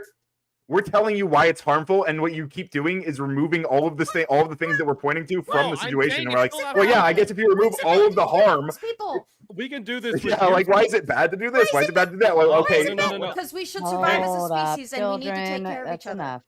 Hey, No, what what I asked if it's specifically great, but was- they actually do have the consent? Then it's like, okay, no, wait, that would be a contradiction. No, what I'm saying is this person never experiences any physical or emotional harm or psychological harm from this event. So there's no harm. They What never if the know it sky happened. fell? Well, since here, I'm actually asking I'll say this there's no way if for God that. isn't There's real? no way. Hang on. There's no way for the person engaging in that act that you're describing to know that that's going to be the outcome, and so That they has would nothing to do assume, with it. like any reasonable person would, that they are actually likely to cause emotional harm. They are likely to cause physical harm because that's Okay, what great, happens you're in every changing other the Can I turn scenario. this Why don't you around? answer Can I what turn I this asked around, you? Eli and Adam? If Why don't answer my question and then Orthodox ask me leaders, one. if the Orthodox leaders Answer that my you question follow, before if you they ask told We me you, did. if We they did. said, Go ahead. No, God you didn't says answer rape the is question. okay. She Answer hold all on. the If questions you're you didn't ask. Christian Stop. teachers, She answered. You just aren't happy with the No, answer. Ryan Yeah, didn't you're answer not the question. happy He with just the answered a whole answer. different question. but I do feel like, let me turn Eli and Adam. If the Orthodox Church came together and decided rape is okay, and you should do it, Eli and Adam, would you go out and commit acts of violent rape? Could you do that? Logical Do impossibility you from our have that? worldview. Do you have that in yourself Same to with do the- this? Do you have that in yourself? No, it is logically possible If from your God worldview said still. you should, if God said you should do it, would you do it? No matter No, how bad it it's a feels, Eli and contradiction. Adam, now Now, wait a would minute. you You go just and do moved the it? goalpost. Would You you just go and moved the do? No, goalpost I'm from the asking you Orthodox if leaders you to can- God. Okay, if the Orthodox leaders told you. They can be wrong. We're not Roman Catholics who believe they have infallibility. Okay, so if they came together and read that dogma and determined actually by the Orthodox Christian dogma, rape is okay, and you have a duty as a man to do that's it. not the case with Orthodox Christian But it dogma. could The be. dogma has already been But established. it could be. The dogma has been established, but different interpretations arise every time. They could unearth another text of it, whatever. And No. you could. That's not so how you Orthodox couldn't. works. That's not how it So it works. would That just you don't never you don't have happen. any understanding It would about how just never Orthodox happen. ecclesiology So works. Orthodox morality you're has just make- never changed. It's never changed. No, the fundamental canon law and Mhm. dogma is universal. That's actually what Catholic means when we say one holy Catholic and Apostolic Church. It's universally applicable, and it's not evolving. We don't believe in an evolving doctrine. So Okay, well, again, how come they didn't think that like marital rape was wrong? Like, Dude, why you was know that what you keep saying do. that? You That's just the define. dumbest- You change the way you No, define it. yeah. Thank you for reminding me that you said that. That is like the dumbest shit I've ever heard in my life. Why? Why is There it dumb? Nowhere. It was legal. It was fine for a long time. No, it wasn't. It was still sinful. How do you Yes, even it's have it? always Can I been actually? that. Can I have a link? Do you guys have like a link of the dogma? Because I'm wondering how you Yeah, you use this in application in the 21st century. I mean, we already struggle with application of our Constitution in the 21st century with our developing technologies. How do you even determine these things? Like, how do you? Well, Then I you have to think it would debate I it. want to point. Right? I want to require point out more something. than just. I think just to answer that, I think it would require more than just reading a list of bullet points, because in terms of faith and church and spirituality, that requires going to, and there are actually like sanctions of like your learning growth, like there's a communion, baptism, catechism, so on and so forth, and different depending on which church you're in, but there's different variations of learning points and how, like, this way you're learning it the way it's meant to be taught. You can't just read bullet points and say I understand. Right. So, I was raised Christian, non-denominational Protestant. So I do like understand the whole having to go to church and learn from other people.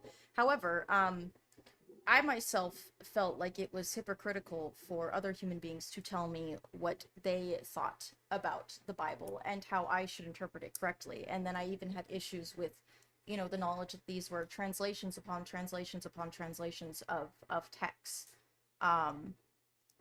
And so again, my idea on Christianity as a whole, I think if you go beyond Jesus saying you should be good and loving to each other, I think you might be doing it wrong. Those are my thoughts. But again, so even if they're going through this training, you can't make it a perfect every single time, the same application, same standard of training across the board. Like, if you are, like, each pastor or preacher or priest or whatever is going to be different. They might have a slightly different interpretation. They might teach people a different way. Like, it's No. never going to end up, you're never going to end up with the perfect Orthodox Christian every single time. You're going to have people who disagree with each other. No, that's not how it works. You have to go to seminary school in order to be a priest in Orthodoxy. You have to And you're understand going to have very different specific teachers. interpretations of Scripture. Sorry. Orthodoxy believes that Yeah. Scripture has a specific interpretation. It's not for everybody to read and come up with their own And- interpretation. That's And Protestant. again, and like the interpretations and opinions of a priest maybe could vary again outside of dogma, but if a priest is teaching things that are heretical, we have a process for that. They get removed, they get defrocked. You can't be a heretic and still be teaching the same. At that point, it is no longer the same deposit of faith. It's no longer Yeah, the you're same. changing the ontology of the faith at that point. It's no longer the same faith. So I do feel like Exactly. if you need to be, if you live your life by Look- something written by someone 2,000 years ago, That's and just an there's- argument to- there's- Yeah, dude, I don't there's want to get into the. laws- Let her No, make but the I argument. do then. feel like let me make the argument. I do feel like if It's you fallacious. if you need like, again, written out sets of laws to know how to do good or know how to do bad or to know what good or bad is, I do think that I don't want to say that I would view you as beneath me, but I would view you as significantly less advanced than me because you're incapable of, again, developing a Okay, moral great. code I just want to make without sure. Oh you my don't God, believe in all right, the heliocentric theory, condescension- right? skills. Because it's old. The Well, I'm trying, condescension Eli has. and Adam, I have been very polite, I feel like, this entire time. Nah. You But haven't again, answered I any do question. think Can I think that- ask the panel, do we think that we are born with morality? Or the Some judgment people are born with the thereof? truth written in their heart, but not all. We are born with the ability to communicate and know God. We are born with, because look, when we talk about good and evil, we believe good has an ontological source, and that is God. Evil does not have this is at least the Orthodox perspective. Evil does not have an ontological source. It is a privation of the good. And if we are born with an ability to know and share the essence and commune with God, then yes, we are born with an ability to draw near to him and to be moral. Now, somebody can make the choice out of their free will to, adopt the privations of good and thus commit evil. But it doesn't have an ontological state. So yeah, the answer would be roughly yes. Ryan so and I Charlie, do you have a I would thought say on that that? we are, as biological beings, like there was a lot of evolution, right? Evolutionary processes. There are things that we've evolved, these what we call like pro-social behaviors, and we can develop our ideas of morality through those feelings and through those processes. Yeah, so I think we're born with things that we can then develop morality out of. And we are observably, nearly every human being is observably born with this ability. From a very, very, very early age, we are. I can send you the paper that I read on this. We can be I would love to see observed that. like, caring for other children, crying when other babies cry, sharing our toys. Again, we are born. The majority of us are born with the capacity for empathy. There are individuals who are born without empathy.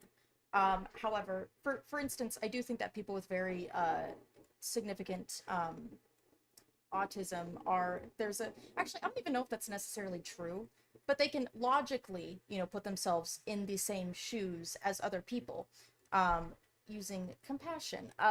But even people who lack empathy, I think, based on mutuality and understanding that if they were to, harm others, that there would be consequences, can develop a kind of moral code. So again, I do think that objectively, most of us are born with empathy.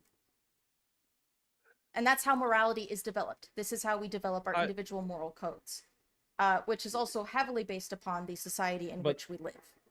But there's a bunch of And just- different sorry. moralities, and they're all equally valid, right? No, they're not all equally valid. How do you Oh, so some are determine better which than one's more others? valid than the other? Negotiation. And how do you know? And that? to go- sorry, real quick. Which has the broadest For a application of second. empathy is For a what I would second. say. Which has the No. most humanizing Well, factor. and you is can't how I even would tell us why determine. empathy is a good thing. Yes, I so can, because we're social No. animals, and pro-social traits help us survive as a species.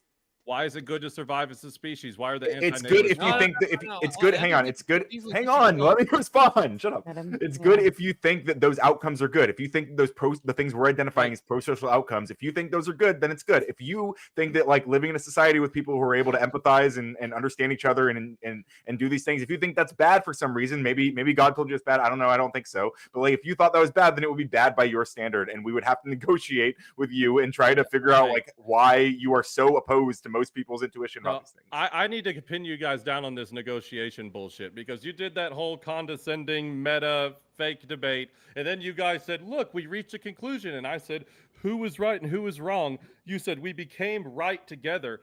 How do Which was you based, know yeah. that? How do you know that?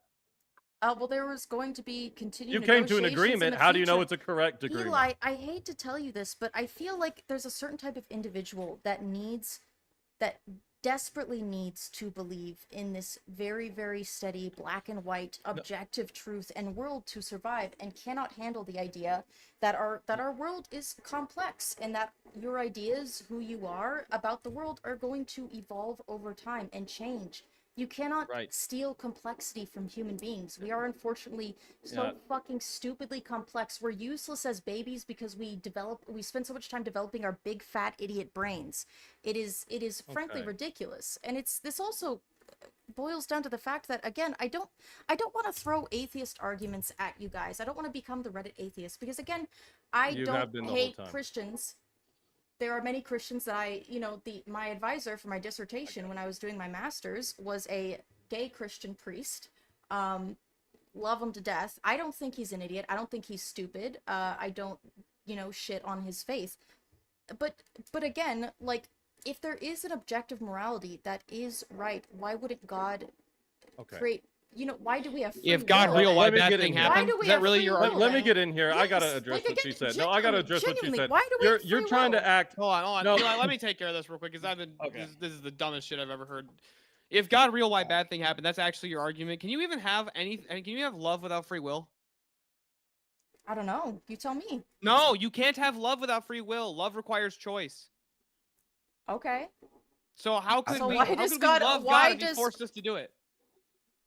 Well, why wouldn't he? If there's an objective morality that we can appeal to, why would he not just program You us don't all even to have be a like that? standard for what is Why would bad. we? Why would we have? I do have a standard for what is bad, and I told you what it is. It's based yours, upon and if my- somebody Yeah, else has a not different one, empathetic enough. empathy, mutuality, Then we have to deal with my- that. Yeah. Then we Hold have on, to deal empathy with is that, just as yes. likely to get you Settle killed. it down, please. Empathy is just as likely to get you killed out in the forest, in the freaking caveman times, just as much as hitting big guy with stick on the head. Now, I will If you concede feel there, Adam. I empathy do for the think that person there who's over are. there, I think that there are huddled over and look like malicious they're hurt. applications of empathy. Absolutely. So the Nazis actually really loved animals and dogs, and did their best to kind of like stoke a love for nature, a reverence and love for nature and animals within the German people. But they did so to portray Jewish individuals and other undesirables as somehow impure, less pure than the pure animal, the pure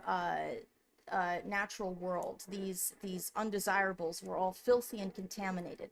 So again, that is an application of empathy that is used for evil. Absolutely. Okay. Empathy can be used for evil 100%, but- but it is still Oh, so also then how is we empathy develop the our- standard? Yeah, because you've Adam, cited that as that your is- standard the that is entire what their evening. moral codes were based off of, Adam. That is how their moral Right. codes were developed. Right. So was if everybody has empathy. different ones and some utilize things like empathy for evil, then maybe their moral standard is wrong objectively. Your whole worldview says that they can't be wrong. They can only be wrong by my standard in my head. And the Nuremberg trials, by the way, also, like the abolition of slavery, utilized objective morality. They cited crimes against humanity. If we all have different, varying moral concepts, and again, they're all equally valid, then why would they cite a universal crime against humanity? Not a crime against my moral code, not a crime against our negotiations, but a crime against humanity. The Nuremberg trials were actually a little bit hypocritical in a way because they did not allow for the Nazis or their lawyers to bring up the crimes that had been committed by the Allied powers either in the past or during the war against innocent civilians. So that's kind of I feel like that's a little bit of a moot point there because again, that is not necessarily considering Chuck. the broadest application of empathy. Again, what I'm saying here is the way that our moral codes evolve and change is based upon the application of empathy. So can your moral code on things like, torture, rape, and atrocities, can those evolve and change where those things can become good? Is that possible? To an Is that individual logically and in a possible? society, yes, absolutely. And they have been considered moral and appropriate in our society before, which is not good. In fact, I do think that certain forms of torture are still legal. Well, in the here's what I United want to States. press you on real quick. You said that you didn't want to throw out atheist arguments and that you're trying to be fair, but I want to express how you have strawman Christianity in a lot of ways. Number two, you said that we are, why do we consider ourselves so superior to have access to this thing, which anybody can have access to? And then went on to say later that you consider yourself more advanced of a human than us because we have this belief. And then you started to say that it takes a unique kind of person that relies on this black and white objectivity and just can't understand the complexities of the world. Please spare me the condescension, okay? I want to touch on that. Of course, there's complexities in the world. This is where my point is coming from, is that because the world is complex and because there are so many differing opinions on what morality is, it is essential to be able to make the distinction that this is evil. And and in order to combat that, we can't have a fluidity of it actually becoming good if someone else's moral paradigm says it is and they have a group negotiation. You have no means to stop evil in its tracks when it can be so fluid.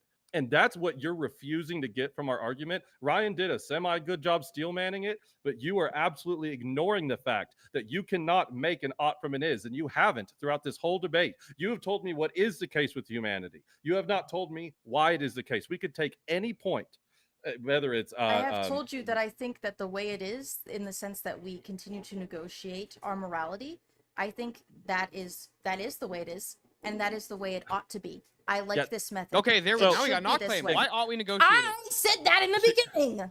No, she said did. she's getting her oughts from You her guys is, just not don't making like a my distinction between the answer. two. And I'm That is telling you, true. it is No, the it's way it 'cause it's is, and I illogical. like the way that it is. And it Yeah. ought No, to it's be not this that we way. don't like it. You guys it's are saying illogical. you are saying that what I am saying is the way it is. But you guys Yeah. think it ought to be, we ought to all become Orthodox Christians and follow this specific dogma. I'm saying that Again. this is the way it is, and it ought to be this way. I like that You're- it is this way. I think that at the end of the day, if we continue down this path of continued moral negotiation, we will continue to have the best outcome for everyone as much as possible. You are lashing out at Christianity because you're unable to before you demonstrate defend how morality Christianity, can.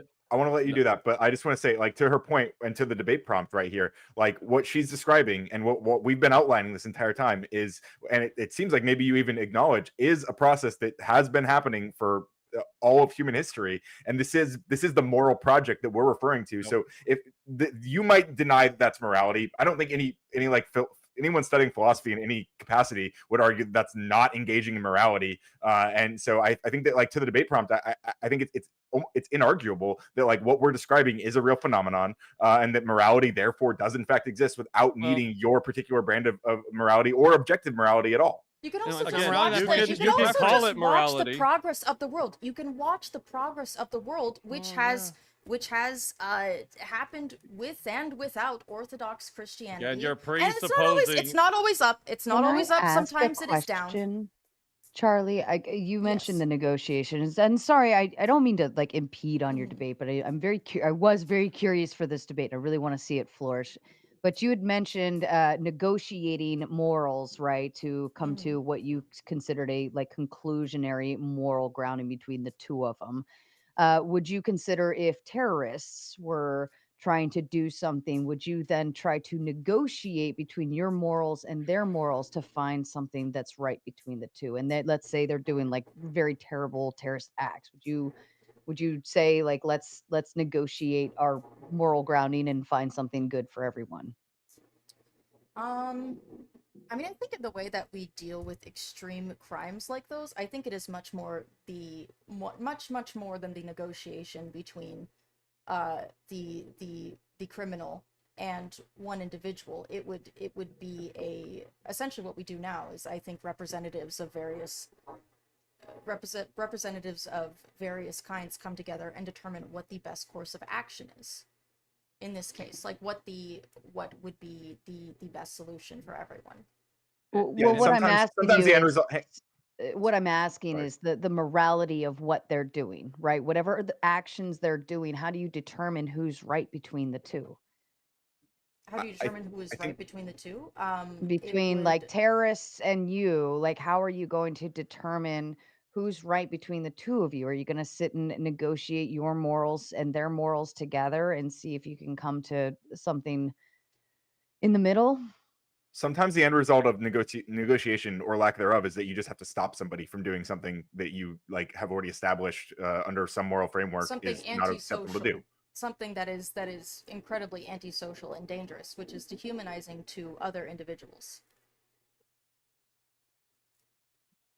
Like Well, we don't need, there doesn't need to be like some external like metaphysical wrong or right in that, like we can have an idea of who was in the right and who was in the wrong, and we can negotiate and debate that, but like in practicality we just have to decide like how do we handle these things. Again, And you keep like saying that we you don't, can negotiate and you can debate, but none of that leads to a conclusion that you can believe in with certainty and justification. That's yeah, and I what think you that what guys you're are doing not is coping understanding. because you also can't do that, so you're outsourcing it to God. No, we because can. you don't We you can don't in you our don't want to do worldview. the legwork. No, You don't we want to can do the do it legwork that we're easily in doing our right now. worldview. You don't want to engage with the reality which is on the ground. We don't have these We metaphysical truths disagree about with your reality, perception of and you let's are reality. go one at outsourcing a to them time, because you please, can't imagine a world gentlemen. without them. Okay, but like I said, we can reach definitive, binding, justified conclusions. Yours cannot. So when you do a comparison of worldviews, yours falls short at being able to stop evil by identifying it as ontologically and truthfully and justifiably an evil thing. So Eli Because and anybody Adam, can come in by your same, real Disagree. quick, anybody can come in by your same standard, disagree with you, say we did all the negotiations, we did all of the debates and rational, and we came to a different conclusion than you. So where's the tiebreaker that lets a society know who's in the right and who's in the wrong. You're taking this democratic view to something that requires much more concrete definitions in order to actually be applied in a meaningful way. So again, to the prompt, real quick, as Ryan brought up the prompt, how, yeah, I can see that you can call it morality, but when it's bound up in the need for a distinction, it's a meaningless and unjustified morality that could just be tossed. You could, in your worldview, toss the word morality out and replace it with negotiation, preference, any of these things. It's not an actual distinction between good and evil. It's just what a group of people agree on. How do you know that the that group of we people agree are on right? what is good and evil. Yeah, but how do you know that you came to the correct so agreement? I would say Eli and Adam in response. Now answer that question. How do you know that you came to the right agreement? You're gonna gish gallop. Hold on. There is Let her come around to it. reason that, you know, Ryan and my worldview and Ryan's worldview, you know, as people who are, I don't know what Ryan's personal spiritual beliefs are, but we most likely secular, I'm assuming. There's a reason that our worldviews tend to be the most successful. I think that we could use, you know, countries like Iran as an example. Those are religious extremists that try to force everyone within that country to follow their religious dogma. So at the end of the day, Eli and Adam, your idea of like an objective morality is one that it is without negotiation. If your worldview was the worldview, it would be, I mean, oppressive and insane. There would be mass punishment, there would be mass suffering, like it would be awful. Why is that But bad? the thing is that under my worldview and under Ryan's worldview, people like you are allowed to be what you are. You are allowed to be Orthodox Christians. Under your worldview, if got your way and you were in charge of everything and you tried to make everyone follow your, you know, objective moral stance, it would be widespread suffering across the world. So again, Ryan and I have the more pro-social, we have the more pro-social beliefs. Your guys' beliefs are in a way antisocial. I believe that. Can you? I know we're you- so evil, like you No, know, no, like no, we no, wouldn't no, let you what? strap They on the acknowledge- porn helmet and the coon getting the coon Wait, pods. wait, I'm wait, so wait, They wait. ask you to No, sorry. justify why it's bad to No, cause all no, that suffering. That's what they let- do. no. Like No, why no, is no, it no, no. like what? Okay, where are you getting the idea that if Christians came into widespread power, that there would Orthodox be Christians. widespread suffering? Orthodox Yeah, Christians. if they came into widespread tell power, us. that there would be widespread suffering. Are you Where guys are you okay getting that? with people not believing in God, Yeah, even though they're gonna go to hell? we were We going don't to try to want them- convince we don't them want not to. them We're, to. see this. You have this not idea gonna that tell we're them so going to to. you like would kill you would people be for being. trying to constantly be like force conversions. Well, you know, the Orthodox Church is one of the only, and I don't like to call it denomination, but it is one of the only denominations that doesn't really proselytize and evangelize. It's kind of like, you know, like most people in their Christian journey, if you do come to accept a Christian worldview and you do enough, you know, research on the truth, your Orthodox Church is always down the street. You're going to walk in there yourselves. You don't see Orthodox street preachers. You don't see, you know, that kind of thing, because it's not an emphasis the way that in Protestant theologies, the entire gospel message is centered around the sermon. So we have to go shove that sermon in everyone's face. Again, you have this like angsty 14-year-old view of what Christianity is and zero knowledge of what orthodoxy is. And you're straw manning the hell. But no, go back. Where do you get from that there's going to be widespread suffering if there's widespread Orthodox Christians in power? So Eli and Adam, if No, answer, like no, everyone don't. everyone in charge, Just answer the God. question. Yeah, God, dude. stop dodging. it is my This is the understanding Gish that Gallop that parade. Orthodox dogma views certain individuals as abominations, such as lesbian, gay, bisexual, and transgender. The people. act is an abomination, not the individual. Right. Again, so you don't know what the hell you're presumably, if talking about when Orthodox it comes to no, Christianity. I know love You have the a sin, hate the angsty sinner. 14-year-old's Or hate the sin, interpretation of love the sinner. Christianity. No, I mean I went to church. I had to go to church Don't twice a matter. week till I was 14, and it That's sucked. exactly what it, yeah, till you were 14. That's where the knowledge stopped. That's Yeah. where the egg starts. Well, I mean, vindicated, based yeah. on your guys' point of view, my non-denominational Protestant Christian church wouldn't even be teaching the correct dogma. Because my Again, so church we're not was gonna get- teaching so that she's marital just gonna rape was assert- not rape. Because that was what I was taught in my Christian church, is that women had no right to say no to their husbands what? and must always We be would not the subject position of to- Orthodox. And we would Okay. say those people are evil. But Well, I'm those just saying people got is that, together like, and again, you guys negotiated don't and think determined that it that's wasn't the evil. correct, So- that's the correct. You guys are saying that, like, even if I had stayed in church, I would not, so don't laugh. I would not even be teaching what you guys believe to be the correct dogma, the correct a lot religious closer. dogma. It'd be a lot closer. Marital I rape said is you a would lot probably be a lot closer. closer. No, Marital no, rape I'm is a saying lot if you were closer. still in your- That's some weird, Oh. bizarre. They also believed that all Muslims were infidels who should be wiped out. Is that close to your what guys' weird Orthodox ass Christian cult dogma? did you go to? Yeah, It was Like, horrible. do you I don't think wanna that if talk you about it. ask the average Christian on the street if they believe that they're going to agree with you? Again, you have this like you think every Christian's Westboro Baptist Church. I don't. And again, if they Actively, call us Eli the and Adam, closed-minded I ones. have Christian friends. But I am You got saying, token And do Christian they believe friends. that I stupid do. shit? No, of course not. Do they believe that stupid shit? Eli and Adam, Then I'm why are you telling you that applying I that to don't us understand. universally? But I am It's a trying disingenuous, to say, bad I am trying faith to straw say man. that, okay, so Eli and Adam, if Orthodox Christians were in charge of the government, what changes would you make to our laws? I mean, honestly, this is all it really comes down to at the end of the day is the gays and the abortion would be two pretty good places to start for me. And I don't think that society's going to Okay. crumble if gays can't put it So in you the do want to butt oppress gay and if people. people Yeah, can't like we murder their said. So babies. you want That's to not oppress oppression. gay I'm people, sorry, the and church you does want not women to be condone forced to Let's have get a It is abortions. oppressive, negotiation yeah. about whether or so not that's again, oppressive. Children. that is oppressive. In fact, Why like is society? again, people like me don't get to exist under your worldview. Hold on, People hold on, under hold my on. worldview, people like you get to exist, no matter how wrong and Alright. You get backwards to I think your exist. Yeah. Yeah, beliefs you get to are. exist. No matter how Hold annoying on. you You just I have a can't question. Yeah, but I have We to suffer. are But I have to moving suffer. Way not suffering by not- outside Hold of on. the scope of the I've prompt. fallen in love with I'm women gonna before. give If I'm not you allowed 2 more to minutes scissor to with a finish woman I that love, thought. yes, that is Charlie, oppressive. is it oppression if we stop people who are, let's say, suicidal? If you stop her from scissoring by force, I think that That is sounds like pretty oppressive. bad, right? If you do not let me scissor in the there's nothing comfort wrong of with my that. own home, Answer the question, that is Charlie. oppressive. Do I think It's oppressive to uh, stop people from committing suicide? What? That's Well, oppressive. what does that have to do with scissoring and Unalive. abortion? No, let me ask you this. I got one Unalive. quick question. How come I can't go walk down Main Street stark ass naked? Actually, depending upon the city, you can. Oh In yeah, San during Francisco, quarantine, you But- could do yeah. that. Let's- San Francisco, you can Again, do it. now engage with what I'm talking about. Most laws have indecent exposure laws.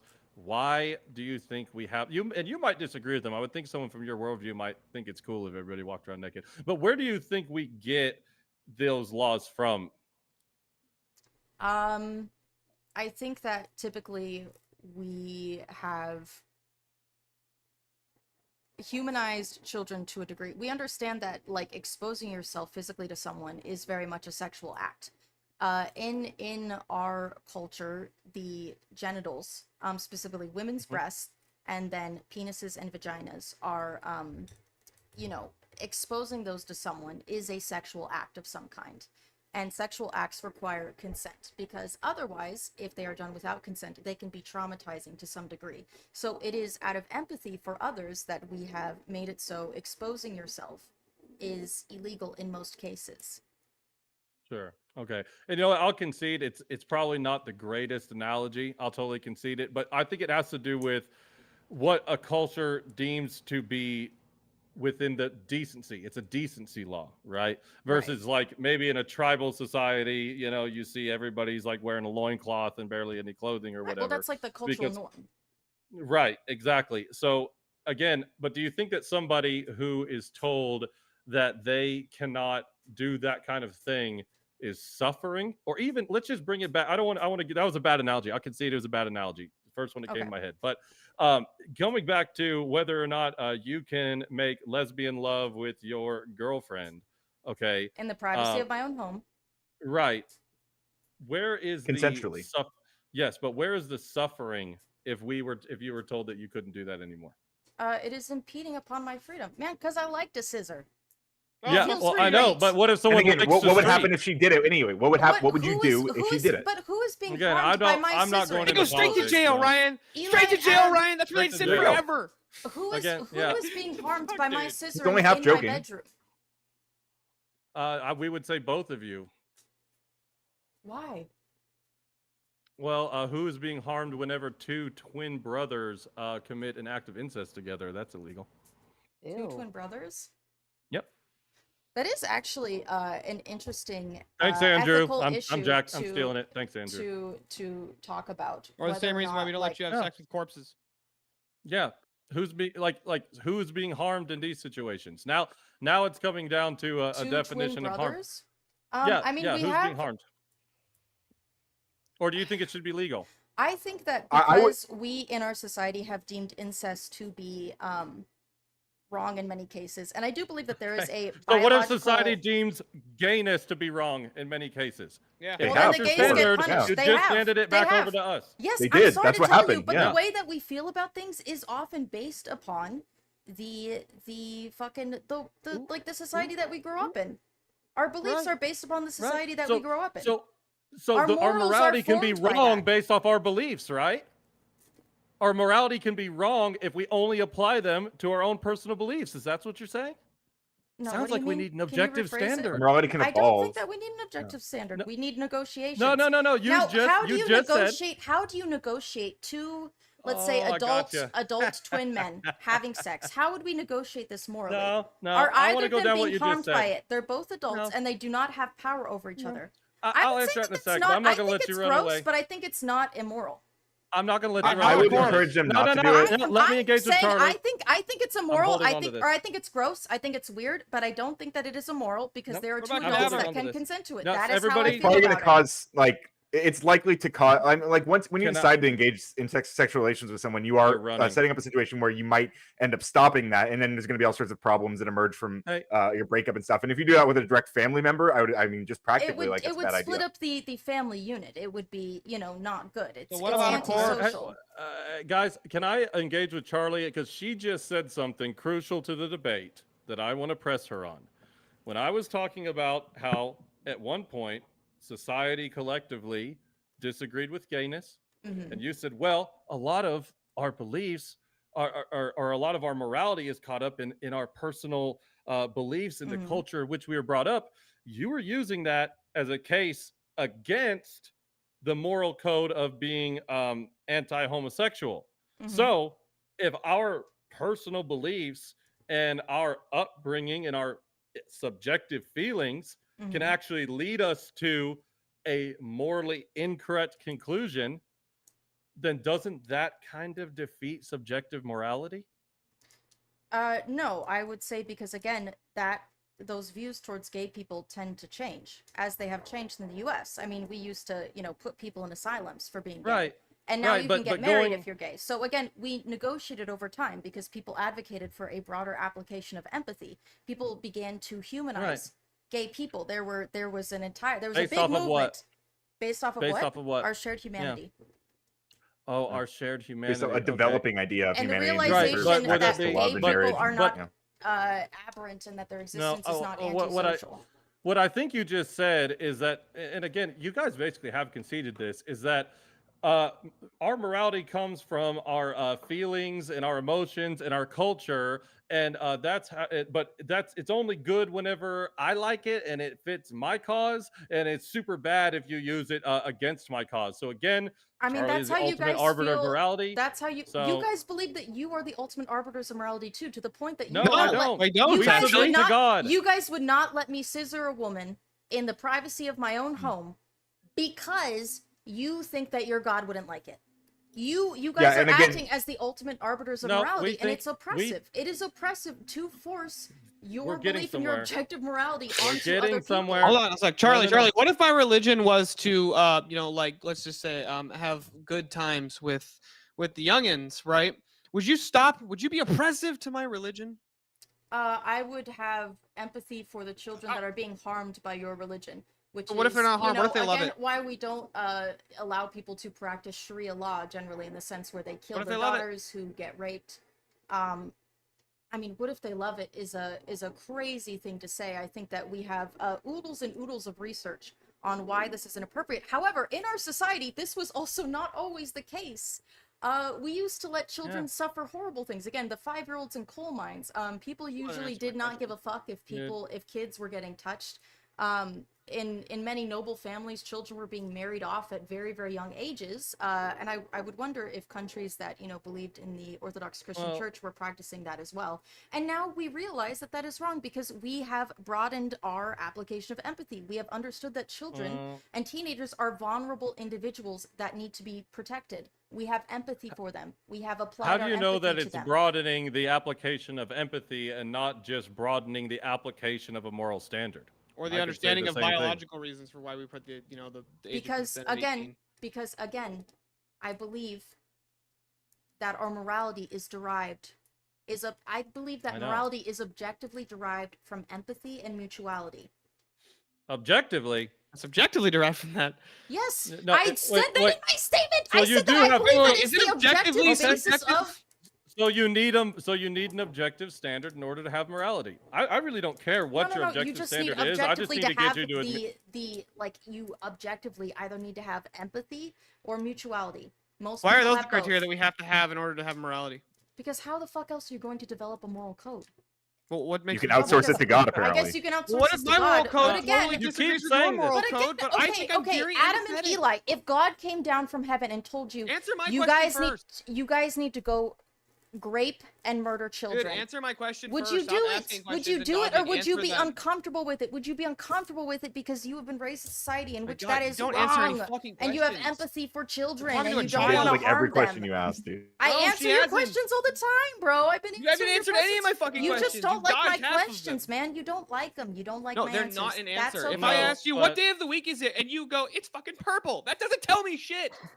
No, you just don't like my answers. Wow. Good one, dude. Well, what I will say that happens is I would like, I guess, as far as the cross-examination goes, I think that sometimes we get one question out, and then there's an answer, but then that answer requires another question, but then there's kind of a gish galloping where we don't get to follow through. Because what I think happens in your position, I keep asking, why is something bad? This is the is from the ought thing that I talked about in my opening, right? I fucking So when told you you what my ought well, is, I- dude. No, not really. Because let's play a game. I'm gonna do something that you'll probably find very annoying. Okay. Okay. But I'm just gonna keep saying the word why. Okay. So when you say it's bad to outlaw homosexuality, why? Because it impedes on someone else's freedom. Why is it bad to impede on someone else's freedom? Because we should be allowed to do what we want, Why should we be allowed to do what we want? so that we can live together successfully as a society, Why is it good to live together successfully as a society? so that we don't die. Why shouldn't we die? Why are antinatalists wrong? That's crazy. Why shouldn't we die? Yeah. We have an What if- instinct as a species to survive. There you go. Why should we Yeah, Instinctively follow we our I want to feel no survive. obligation. I feel no I'm not obligation to done. justify let me why do I this don't. for like. Oh, sorry. Why I sorry. don't wanna I die? understand you feel no obligation. Yeah, but when I we don't feel the follow obligation to this- justify that to you. I just don't. I don't want to die. If you want to kill me, then we'll have to have some words at best. But like Yeah. at the end of the day, like it's no one's getting. We don't have to justify not wanting to die. Most people don't want to die. Everyone Okay. in chat knows they don't want to die. Some of them might want to die. I encourage them to call suicide But why hotline. is that good? What if that's actually just extreme cowardice? Okay, What if let me do the this back Earth- to you. Why is your Yeah, do it. Orthodox Christian dogma right? Because it was given to us by God, But how do you know God is real? divine revelation. And logic. What do you mean by divine revelation? The divine revelation that He gave to mankind. That, and as Adam said, there are philosophical justifications and evidence for the impossibility of the contrary for God. This Why do you reality trust that that? we That live in Well, yeah. Why do you trust that? How do you Why know do I it's trust real? because logic? it's logically sound. But plenty of people who are very logical. Why do you trust disagree. logic? I Because trust it's logic grounded because in God gave God. me a rational mind. Yeah, but And why did logic God Why give it itself to why is does that you? matter? grounded in God. Because Because I actually logic can itself is justify grounded in knowledge. God. I can justify that. Just What if based Satan on is God. lying to you? It doesn't sound. It sounds like you're now running into What the if same this is the situation devil we were. deceiving No. you? No, because every single Because her it can't coming down contradict to. itself. If it contradicts itself, it can't be. It can't come from God. So did you notice, Ryan, how you refuse to give a justification for why we shouldn't die? And that's why I wanted to go down this tunnel, because eventually you'll throw your hands in the air. When you ask us why we shouldn't die, It's because we have a divine calling. We were made by God, and So- we have an actual ought behind these. You guys have So no to be clear, ought. I didn't say that I'm not going to give you. I said I don't want to die. I don't, and everyone in the chat knows You they don't said want to I die, and we don't have to refuse to give a justify to you justification. why we don't want to die. That's what I said, actually. Yeah, you should have to justify that philosophically. Justify it. Yeah, I supposedly I getting won't. an I want answer. to won't. I don't justify. want to. You I guys don't need want to to. justify All your. right. Try to do something about a I bitch. do feel strongly Time. that you need to justify. And whatever. Okay. This Well, is and a again, good we can time, use- I so- oh, think. I sorry. feel like we're gonna run into a circle here momentarily. So I'm just gonna be preventative maintenance, and we're gonna go into closing statements. We'll read and respond to some super chats, and then we'll open the panel up, and I think we'll be able to flush out a little bit more. What do you think? Sure. Everybody agreeable? All right. Charlie, would you like to kick us off with your closing statement, please? Ah, shit, I didn't think about what to say for my closing statement. I think that, again, I think that morality is subjective, and I believe that our morality is formed upon pro-social traits that we evolved to have, such as empathy and mutuality.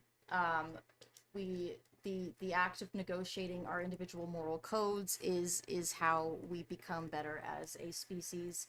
And I think the more pro-social we get, the better. Thank you. Ryan, to you, sir. Yeah, so they've been saying throughout that without some single objective metric for good and bad or good and evil, then we're not engaging in morality. But history shows that even those claiming an objective standard have always relied on the same process that we defend, which is interpreting principles, applying them to real situations, and revising when harm is revealed. Our model doesn't pretend there's a cosmic ruler everyone can agree on. It works because it's built on what all humans actually share: empathy, mutuality, and the responsibility to care for each other. That's how morality has always worked all throughout history. And it's the only kind that's ever driven moral progress, especially when faced with oppressive structures that tell us to deny those shared reality or those shared feelings because the creator of the universe doesn't like people scissoring or whatever. Thank you, Ryan. Adam, to you. Yeah, so the argument tonight was that morality has to exist as a transcendental category. We couldn't even get into any of or any of the arguments for the fact that morality has to exist as a transcendental category, because from their worldview, it's just empathy. And it's like, well, how the fuck do we even measure empathy in the slightest? And it's like, well, I feel like you're being empathetic, and I feel like you're not being empathetic, which doesn't tell us fucking anything. It's just all about how I feel. Well, how you feel is not a transcendental. That right there. Feelings are subjective. I will 100% grant to you that your morality is subjective because it's based off your fifis. Well, we don't give a shit about your feelings. We want the truth. Your fifis don't dictate whether or not the sky is blue, the ocean has water in it. That would be a transcendental objective truth. That's what we classify morality as, that it has to exist outside of us.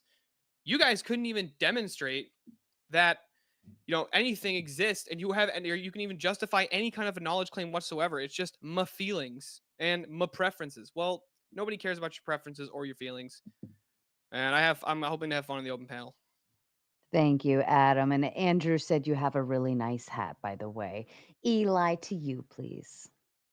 Hey, I think that I feel like we got levied some condescension from the other side regarding our faith, so I'm going to dish out a little bit back. I think that the actual root of the issue here was a little too high tier for the opponents. I mean it respectively, but I would definitely look into what it means to justify a claim, to have an epistemological foundation for a claim, because all we got there a lot of ises, not a lot of oughts.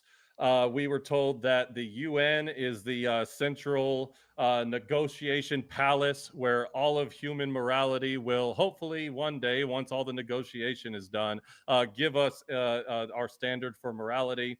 But again, they're not understanding that by their own metric. And I'm glad to know that Andrew might be listening, because I didn't want to just steal somebody else's argument, even though he already totally demolished their worldview in the past. But basically, if anybody else uses their standard, they can just defeat their premise instantly. just by saying, well, we came to a negotiation table over here and we came to a different conclusion. And I was told that because of my small-minded Christian brain, that I just can't understand that there's complexities and nuances in the world. I would argue that it is by the very virtue of there being complexities and nuances in the world, most people want to be able to objectively identify evil in order to be able to root it out. This requires a distinction between good and evil. Our side provides this, their side does not. So let's I've been sober for the formal part of the debate.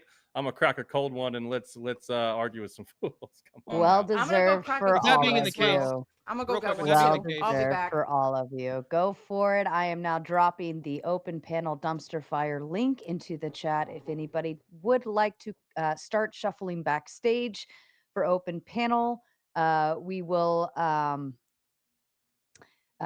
get through the super chats. Gamers, if you guys want to hop on that, go to her link on the Raging Tomato. I'm gonna start my Twitch stream, I think.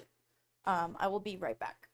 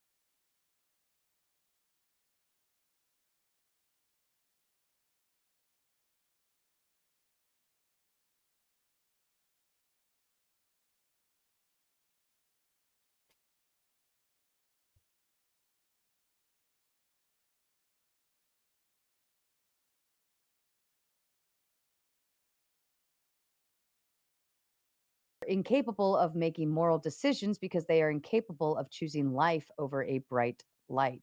That's a good point. The moth to the burning flame. Yeah, but being capable of moral decisions is different than being like morally considerable, right? Yeah. Wait, say it again. Like we can still consider them as a moral, like as something that we have moral consideration for, regardless of whether they themselves can experience that same process of consideration. Like Umbreon doesn't have a process for deciding what's moral, but I decide that like morally I want to, Is that like through my Umbreon your prayers I dog? decide yes. Yeah. I want to Aw. make sure he's okay and not harmed by anybody who might like hate dogs or whatever, you know. That's fair. That's fair. Lord Farquad says, if morality is subjective and my morality says it's fine to put you in grape cages, you cannot tell me it isn't moral to do so. We can tell you, can I and we would say stop you. that it's immoral, but I do want to.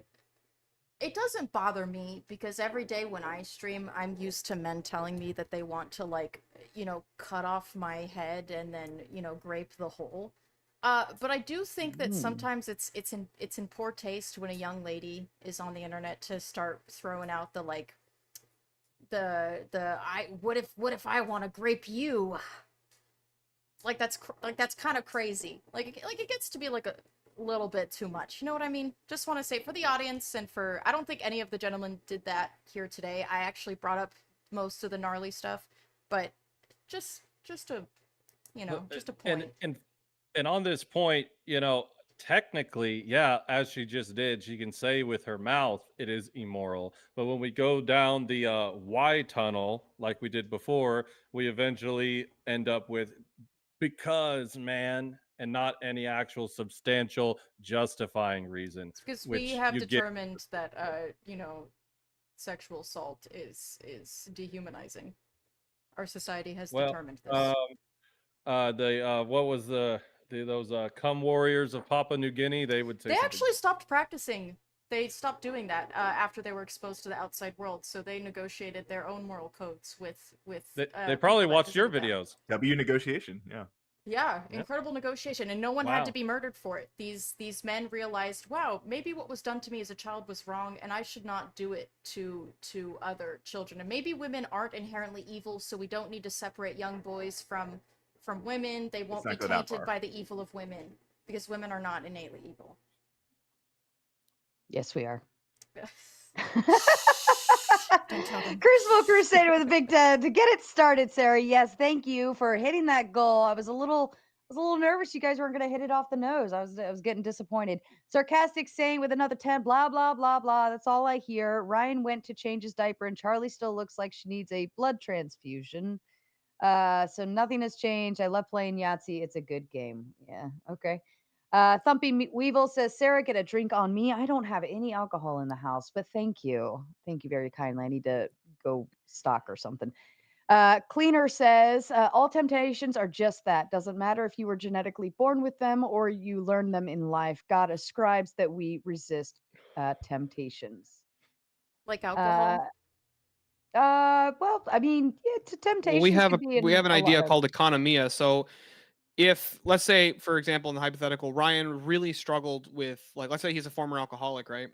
But I could just drink and it never really affected my taking care of my family or fulfilling my duties. Then it would not be sinful for me to engage in having a beer or two. Whereas if Ryan cracked a bottle of whiskey and then he went on a bender for a couple weeks, that would be sinful for him because he can't resist the temptation. Wait, would that be true for gay people too? If they're just having like gay sex, just like, and it's not like interrupting their day-to-day lives, they're just enjoying gay sex? No, that's not the same idea. Why? Oh, Yeah. fascinating. Why? Because just oh, the act of alcohol touching the lips isn't sinful, but the act of pee to poo poo is. I do want to know Or like why that is pussy to pussy. precisely, I guess, just because Yeah. I feel like the is not the premise of it, which is like needless it's denying the purpose indulgence. of sex. It's Because I mean, the same reason it would be alcohol is a sinful for me to poison. hit myself. Well, it's the same reason that it's sinful for me to like hit myself in the head with a hammer. It's not what my body was designed for. It's Well, an abuse orgasming of is my not body. I'm just gonna go from what I know is that when I have sex with a woman, there's no harm done. It's just orgasming. Right, but your body was designed for a man by God. I don't actually think it don't was. think that Why do I have a homosexuals clitoris can then? actually have sex. I don't think homosexuals can actually have sex. I think it's just mutual masturbation at that point. What's the clitoris for then? Why Well, Well, I did mean, God I don't design know. the Do you find it clitoris? immoral? Do you find it immoral that African tribes cut off women's clitoris? Yeah, Ooh. that's crazy and evil. Yeah, I would agree. I think it's awful. Mm. They shouldn't. They ought not do that. There we go. Some we agree. agreement. Some But if agreement. somebody They ought comes not to a do it. negotiation that it's not I'm evil, also against why are they male wrong? circumcision. I'm fully against male circumcision. Save But the if somebody comes foreskins. to a negotiation that it's not one hoodie evil, she why can't are they steal. wrong? Huh? Why are they wrong? So that's if one they hoodie she can't negotiate? steal. Yeah. If they have a negotiation as you I two got just it. did, Uh-huh. then again, negotiation is a terrible justifying. Well, it's unfortunately metric, how so. the world works. Right. So whenever they negotiate and they say that it's actually not evil, then I guess it's not evil anymore, per your standard. Well, they're actually having to negotiate with all of the feminist groups in Africa that are against that because there are movements to stop female circumcision. So Yep. they're having to negotiate with them and the rest of the Yep. world who is like, whoa, that's crazy. You can't cut off clits.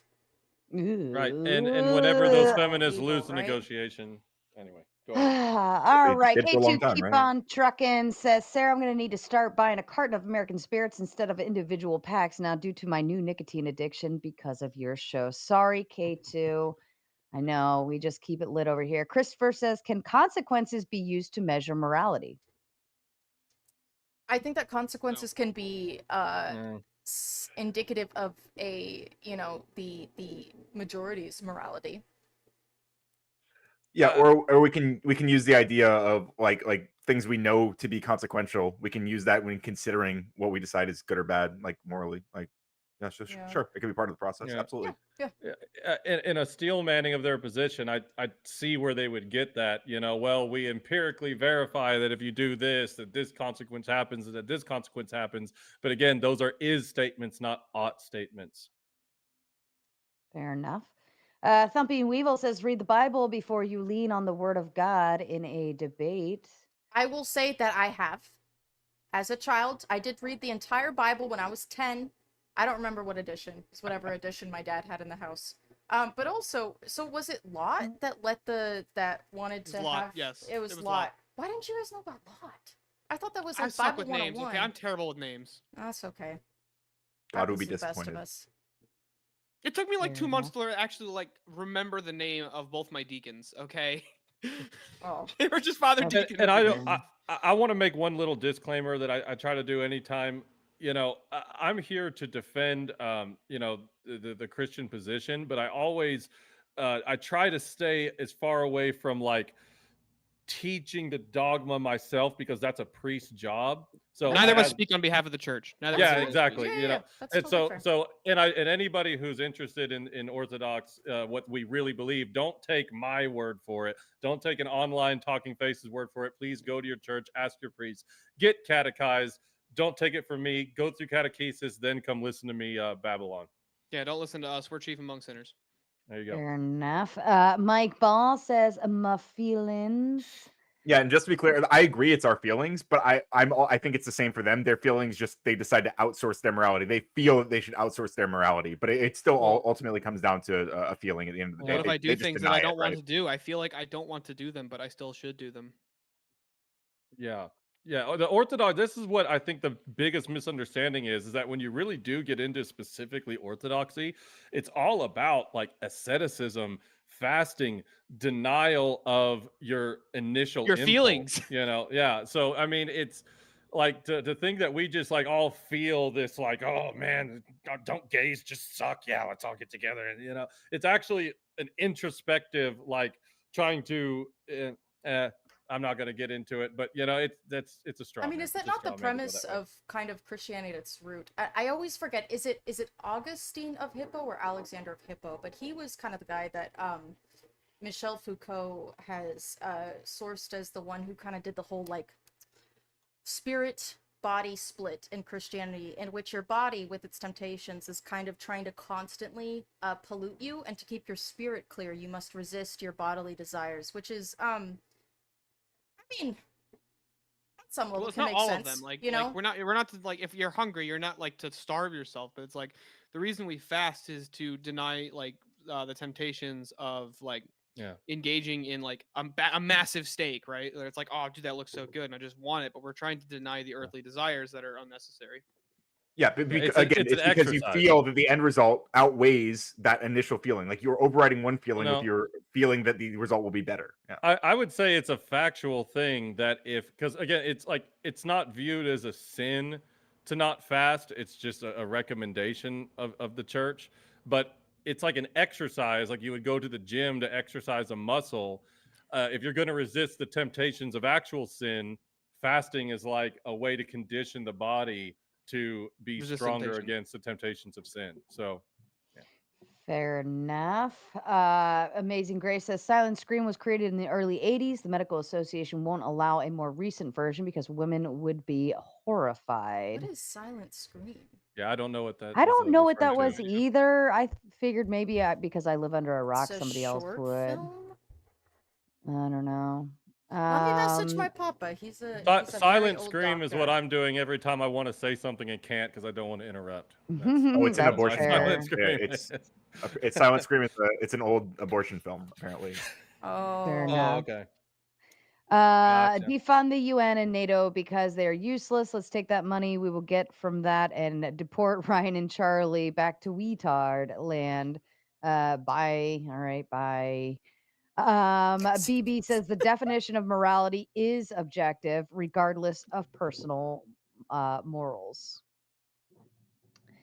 Blind empathy is why drug addicts and repeat felons are destroying blue cities. I would Blue actually, cities is redundant. There aren't any red cities, so I would Yeah, also correct. argue actually that I feel that it is not empathy. you know, like for instance, I lived in Portland for a bit, and what they did I'm was sorry. I know, me too. I hate Portland. They decriminalized all drugs, and I don't think that that's a bad thing. But I think what you do need to do is you need to make rehab extremely affordable and really put your money into making programs to get people clean, to get them jobs, housing, training, etc. And Portland didn't do that at all. Like a lot of like nonprofit orgs just took all of the money that was supposed to go into those programs and just didn't distribute it. They ate it up. So that was not empathy, that was greed. It is greed that destroys blue cities and, you know, allows our streets to be populated with people with drug addictions, people who are homeless and have mental health issues. It's horrible. And a lot of European cities, not like that. We have the means, we're just greedy. Fair enough. Empathy is the number one way hustlers scam naive people. I really wanted to, I didn't want to, but I wanted to push back on the empathy argument you were making because empathy can be like uh, the, uh, the death of something. Like you Mhm. can actually have so much empathy and like if I approached a dog that was laying there in the street because it got hit by a car and I feel bad, I want to walk up to it and approach it. And then I get there and then it turns and like bites me and tears my arm apart. Like Mhm. that empathy gets me in trouble. So I don't think everything can be derived from empathy. I don't think it should be your starting point. I think it should be an afterthought to a degree. To the Christy Cucks, if God's morality is objective, then why are you not following the 613 commandments? Oh, I Can I didn't just know I was just Jewish. just a quick response to what you were saying, Sarah. I don't think that empathy would be an afterthought. I think empathy would be something that you have to then it's an initial thing you feel empathy, and then you can logic out like, well, okay, I feel bad for this dog, but I don't necessarily need to act on that. I can logic out whether it would be Hiya, safe for me Shrio. How to are go you take care of doing? this dog, right? Like so it's not an afterthought, But it's a precursor still. but your teammate's entire argument, at least the foundation of morality, was on the expansion of empathy. Like So as you long can as empathy is growing, then there must be good afoot. you can That's not always true. So where do you draw the line? I That's a I straw man agree position. completely because again, like I said, empathy can be used negatively, and we can use our logic like we do. We all feel emotions, but as you get older, you learn how to you know, express those emotions logically. So like if I, you know, see like a dog with a frothing, you know, froth around its mouth, but it looks like it's hurt, I That's would be like, rabid. oh no, baby dog, oh no. But I would also go, you know what, I should not approach stray dogs. I should probably call like animal control and be like, hey, I think there's a dog that's hurt here. You know, it's like I'm using my logic and my empathy, and I'm See, still if I saw a expressing my dog that was morality. foaming at the mouth in like, in an area where there's other people, that dog's getting a slug put right through it because it's now a danger to everybody around it. I mean, that's also fair, but I don't carry a gun on me. I want to say Um, one quick point just to make some common ground. Like I don't I don't necessarily disagree with this process that you guys are talking about, but I think that what you're describing is how an individual, you know, kind of ought to navigate through the world utilizing certain principles, right? But this is useless when applied on to when you zoom out and apply that to society and to a large group of people. These are all super effective for walking down the sidewalk, but runs into a host of metaphysical and epistemological issues when it comes to governing a society or telling a group of people how to be. well, I mean, I would push back on that because again, I do think that I mean, this is not how we have You just expanded. can't account for when someone disagrees with you. You just say, well, I'll just negotiate all of us to one conclusion. Well, I mean, I And don't think that's a that like naive view of the world. women getting rights was an appeal to the objective Orthodox Christian dogma. I don't think that, you know, children like us Sure. making it so children need to be in schools, cannot be put to work when they're 5, you know, should not be beaten by their parents, should not be sexually assaulted. I don't think that we like it wasn't the Orthodox Christian dogma that determined that. It was people of many faiths, some atheists, some not, Well, coming together and going, wow, actually, you know what? We should have empathy for children and understand that these are little beings who should be protected and not harmed. You know what I I mean? mean, Like, I guess so, but like just because they weren't citing Christianity, but they're appealing to something that is good in our worldview, there's an ontological grounding of good that we can use to accurately determine good and evil in more complex situations. Again, your side cannot account for what you should do when someone disagrees with you, and then they get the majority. Like as long as you're in the majority, you can say that you're doing fine. But the second that your uh, personal definition of morality is in the minority, you don't actually have anything to appeal to say why they are objectively wrong. Well, Well, I we can would start throw by a fit. I protesting. mean, protesting. It that's is not because I great. feel that empathy for whatever group or people that I am protesting for so strongly Yeah. that I want this to end. Well, good luck with that. Fair I mean, enough. that's how we get Ricky, everything. Ricky sending the Big Ten just to send sweet love and hearts. BB says, back on the prompt, people, morality is a definition and is objective, regardless of thoughts, feelings, and emotions. Obviously, we disagree. Jeff says, if morality is subjective, they are arbitrary and therefore they don't exist, just whims. No, don't because exist we can anymore. absolutely differentiate They meant between morality doesn't preference- exist. Yeah, My whatever you preference- claim to be your morals. No, but we They can only exist in your head. They don't exist outside of your head. I mean, yeah, it's a construct. It is a Right, so- construct that we invented in our brains and then all agreed upon together. Except we don't all Like agree upon language. it. Not Praise even God. Well, yeah, close. of course, yeah, but we all agree that morality exists. That everyone that there is morality in the world. I don't agree that you actually believe morality exists the way that it does exist. I disagree I with think you. that Yeah. we're going to have to disagree then. But it's a construct. Yeah, we don't agree with your proprietary It's definition not of morality. something that we so- can feel No, with no. our hands. A tree Again, we can feel with our hands. Yes, our idea of it, the word for tree. Yes, those But- are constructs, but I cannot touch morality. Where do I Do touch words No, it? but- exist? Where do I touch it? Words are Well, wind. We never claimed Empathy. that it was something that it can be empirically demonstrated as well. The metaphysical. Empathy doesn't have to be malicious in order to be harmful. Are you really gonna go hug those bear cubs in the woods? No, because I mean, again, I would maybe. use I my was thinking common about sense it. and my logic to I'm not gonna not lie, I hug would the do bear. that if somebody dared me to. Probably. I was thinking Uh, about it. A couple beers Bob make me do it. says morality is subjective. I say it's moral to punch Bob in the face. Bob says it's immoral. If Bob was being intellectually honest, then my morality is just as moral / correct as Bob's. No, it would be acknowledging Thank you. that nullity absent nothing would be have a different moral code, but that doesn't mean it's one that I appreciate or enjoy. And doesn't matter unfortunately, if you appreciate or enjoy it. because our society has negotiated that randomly assaulting people is wrong. This person would suffer consequences. Again, I know that that's like a Until it that doesn't. these are ises, but I also think that these are odds. Well. Fair enough. To the sad Christicux, without going to the Old Testament, cite one verse in the New Testament that promotes procreation.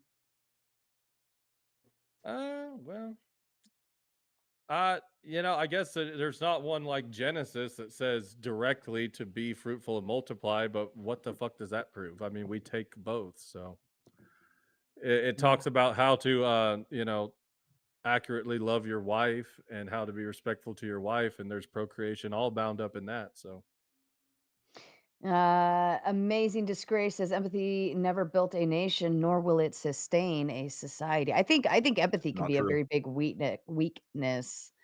I even have a concept of like the weakest links are actually holding a society back, and if you empathize and do everything to keep them just right where they are, just enough, and they can't help themselves, you're actually dragging society backwards. I would disagree because, we live to old age now.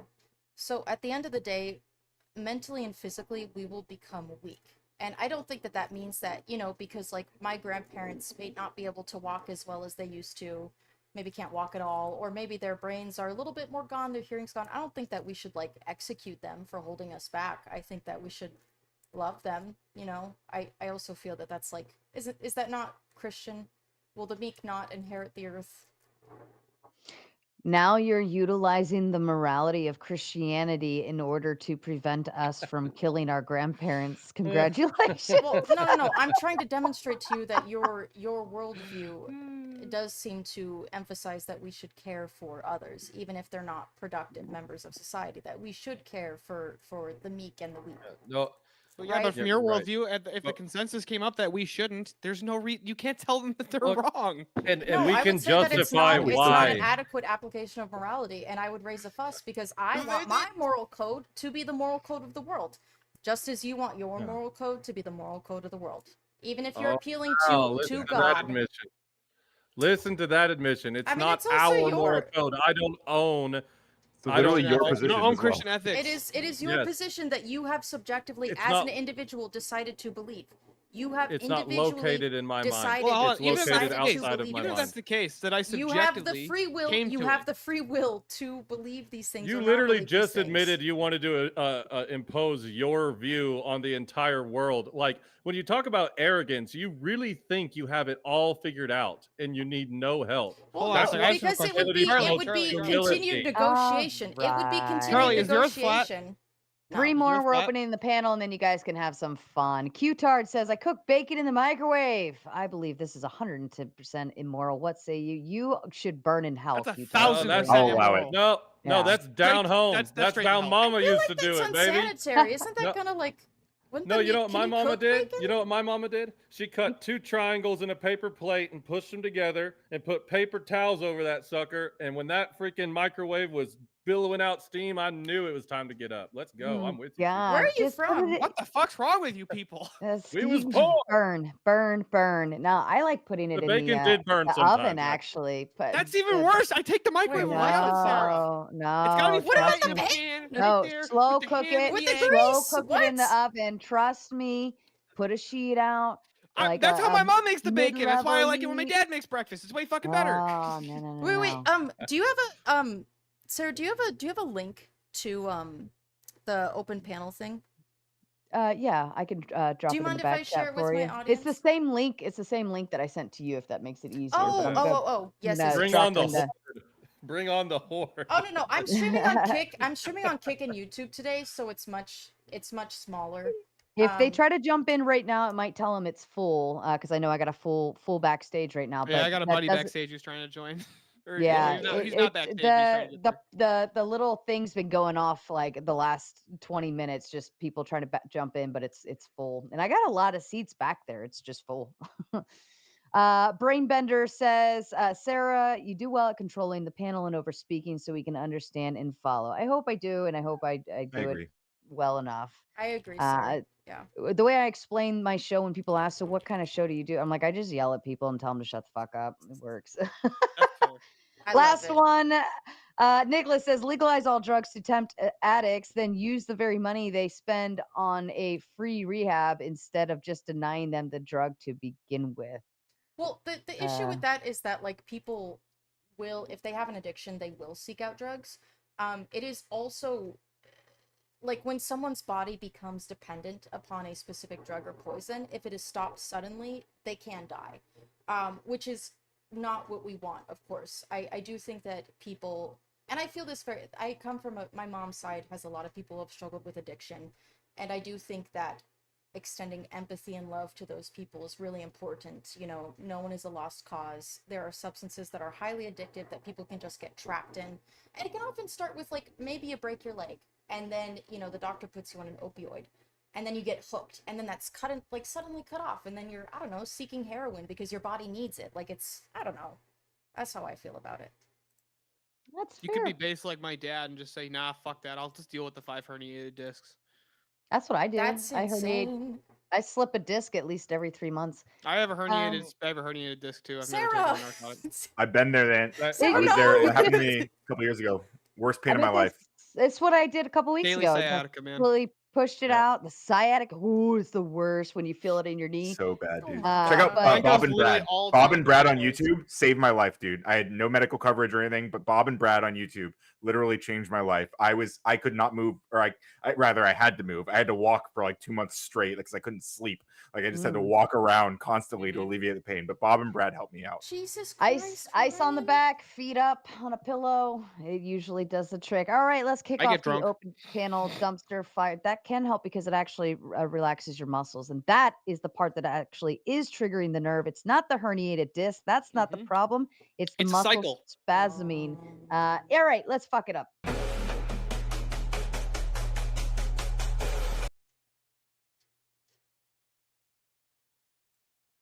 Hi guys. How are you doing? Grounding? Sure, Najawan. Najawin, to be honest, I'm doing this not based upon, like, frankly, I'm not really operating. I've realized that a lot of these, it's mostly based on owning the competition. Like, there were even people in here who were like, Charlie, you're owning them, even though you're wrong. Like, it's like, I don't know, man.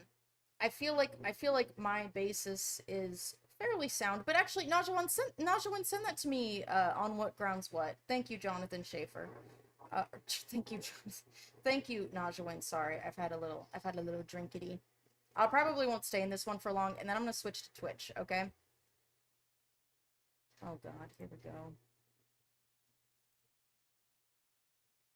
With this panel, how we operate, actually, everyone has been here once before. That means I shouldn't have to fucking tell any of you my rules because you already know it. Sean Wick actually just joined us for our last chill stream panel. Welcome back, Sean. You're ready to take on the brute force of the open panel dumpster fire. He had it nice and easy last round. But you all know interruption, bad. It's like talking over me, bad. If I'm reading a super chat and you start yip yapping, bad. If you keep talking up against me and being disrespectful to me, very bad. I am not here to be your enemy. I am here to be your friend. Choose wisely or fuck off. All right, I'm gonna go ahead. Corinth, you were the first one backstage. Go ahead and kick us off, sir. Sir, is that like bad in an objective sense or a subjective sense? You want to find out? No, I don't. Okay. Eli, the definition you gave for morality earlier, it seemed to be the delineation is between good and bad, not on if the system is true and if the system's not true. This would allow for subjective moral systems to be moral systems still, just trivializing the prompt. No, I disagree. I think that subjective moral systems cannot make a distinction, and the definition requires a distinction. I mean, they're giving the distinction between good or bad in the subjective sense relative to whatever normative standard they put forward. But if good and bad can just be switched around and you can inject in a different one standard. thing can be good and one thing can be evil, then it's not meaningful. Sure, That's in a different standard. Technically? Yeah, well, I think it has to be meaningful in order for it to apply in the ways that we apply morality. It's still meaningful. If we take this thing, No, it it's implies this other thing. This is giving us antecedent consequent relationship of the moral system here. No, You're just saying this thing isn't an objective system, which trivially it's not. Well, this is on the presupposition that good and evil are also subjective, right? So, like, you can't make a distinction between good and evil if one person says one thing is good, but another person says it could also be evil. How do you determine who's correct between those systems? They're not universalizing it. They're still making the distinction within the system, and that's the point. All it's doing is taking within the system. So, it's not making again, some this is why it's not universal meaningful. standard. This is why it's not meaningful, because if one person can determine one thing is good by their standard, and then another person can determine another thing is evil by their standard, there has to be an objective rule breaker in order for it to be meaningful. Why does there have Why? to be an objective rule breaker? I can give you an easy case here. I am X amount of feet from Ryan right now. You are X amount of feet from Ryan right now as well. These are both objective things. We are both there. We're just not universalizing it. Yep. So within the system, we're making the distinction there. But this Yeah. doesn't maintain across all cases. This would be a case of it being subjective in terms of it's indexed to a given subject or an index to a given normative system. Well, are you using measurement in order to determine how far away we are from Ryan? I'm using units, just Yeah. carte blanche unit. Right. So in a subjective moral system, there is no units. It's just feelings and preference. That is And a that unit. doesn't. Well, it's not a meaningful one because You can say it's like not if I meaningful, but this is going to well, just get into value theory. You just so disagree here's on what the I'm value getting at. theory. Here's what I'm getting at with your analogy here. So if you say you are X distance from Ryan, and then I come up and say, no, really, you're at, like, you say I'm 5 feet from Ryan. I come up and go, actually, no, you're 20 feet from Ryan. How do we know who's right? Oh, we're not saying I'm 20 from Ryan, because that's just saying, well, internally to my own system, I'm incorrect on a thing. You're giving an external critique. You're saying, no, I'm not 20 feet from Ryan. I'm 50 feet from Ryan because Ryan likes the gays a little too much. I'm going to stay away from that guy. Corinth likes him a little bit more. Corinth will get closer. We're fine with that. We're objectively saying the same thing. We're saying in our given system, given the subject we're talking about, given the normative system we're talking about, we come up with this conclusion. You're simultaneously trying to critique, well, that system doesn't apply in all cases, and someone else can have a different system that allows it, just like you can be a different person who's different distance away from Ryan, but we're still able to say, well, in this system, we're able to delineate, am I this distance from Ryan? We're able to determine this thing. Okay, again, I guess, forgive me if I'm not understanding what you're bringing up here, but like in the same analogy, there are different units of measurement, sure. But again, I'm arguing for there has to be a unit of measurement in order to make a distinction between what distance we are from Brian, whether you're using feet or yards or whatever. The meaningfulness is once we have a unit of measurement, then we can do things like build a house or apply it to all the various ways that we use measurement. But if you say, well, you know what, everybody can have their own unit of measurement, you're never going to build anything. You're never going to have. They are. building They're giving codes you or the unit of anything like that. measurement. They're giving you emotivism. You're giving is me something Ryan's theirs. approximate. They're giving me Yeah, theirs. that's the unit of measurement. You're saying, Okay. oh, they're giving a different one than the one I'm using. Okay, so if I come up with a new unit of measurement tomorrow that only I truly know the distance between this and this, how am I ever going to build a house with that unit of measurement? We're not saying that we're building a house, but this Building a definition house you is gave creating a moral system for you're giving society. an epistemic critique to this thing. You probably have Do to I teach have people it, access right? to the knowledge of the unit of measurement putting forward? That's Yes, I not am the giving same an as saying epistemic that critique. you're not using a unit of measurement, which is what I am you were giving trying to- Dude, my head is, I don't. My head is like, I'm bored.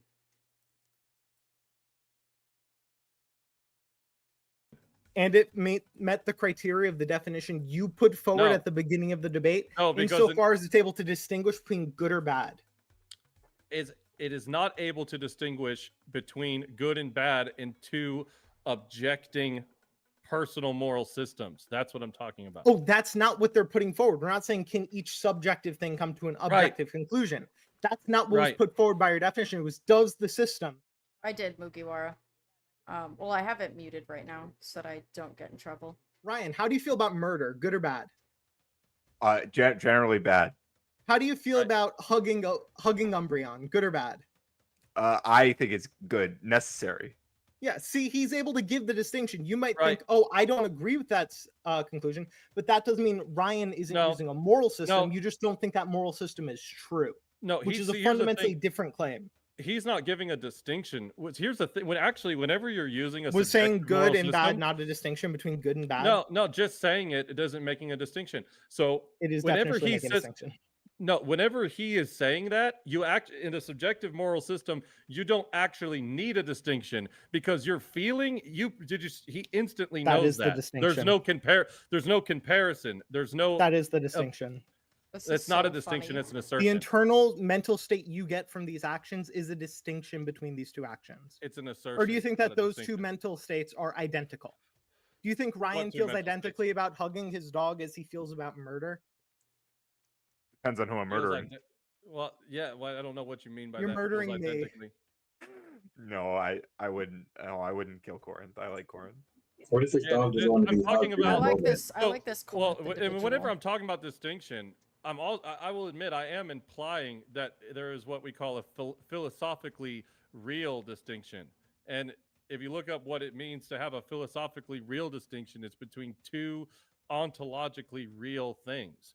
So if by the nature of you not believing that good and evil actually has an ontological property, then you're not making a real distinction. Does evil have ontology?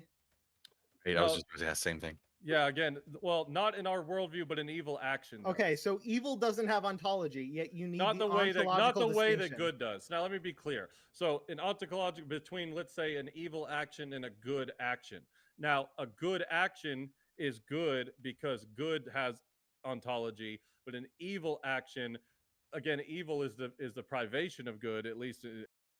Well, Jeb, it just ends up being dumb because it's like, then the way I think the world should be is good, and I think that this is true and it's objective just because I think so and because God said so, and I have an objective moral point, it's right, and I don't have to justify that. I don't know, man, it's just dumb. To the backstage. Last point. Cats are better than dogs. Sarah, you're wrong. Take that shit back. I changed my position on murdering Corinth. Dogs rule, cats rule. All right, Corinth, hang backstage for a little bit, and we'll see you in a bit. Okay. All right. Who? Effigy, I know you got something to tag in on this one. Citizen Raga, I am. Citizen Raga, I am the arbiter of truth. I am a bit curious about right now. Brian and Charlie, and would you guys kind of base your morals off of the Humanist Manifesto? There we go. Oh, I'm in. I have read part Steven, of it. shut up. And it seemed, actually, I feel like the Humanist Manifesto was pretty short. I very recently read it, and I was like, yeah, I mostly agree with most of this. It seems right. I haven't read it, so I can't. But I don't follow it. I don't follow it because. Huh? So you can have a target to throw something at.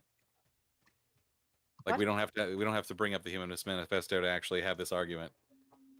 Well, no. I mean, my point being here is that there's some good points in the Humanist Manifesto that they both. Well, Ryan hasn't read it, but Charlie agrees with, right?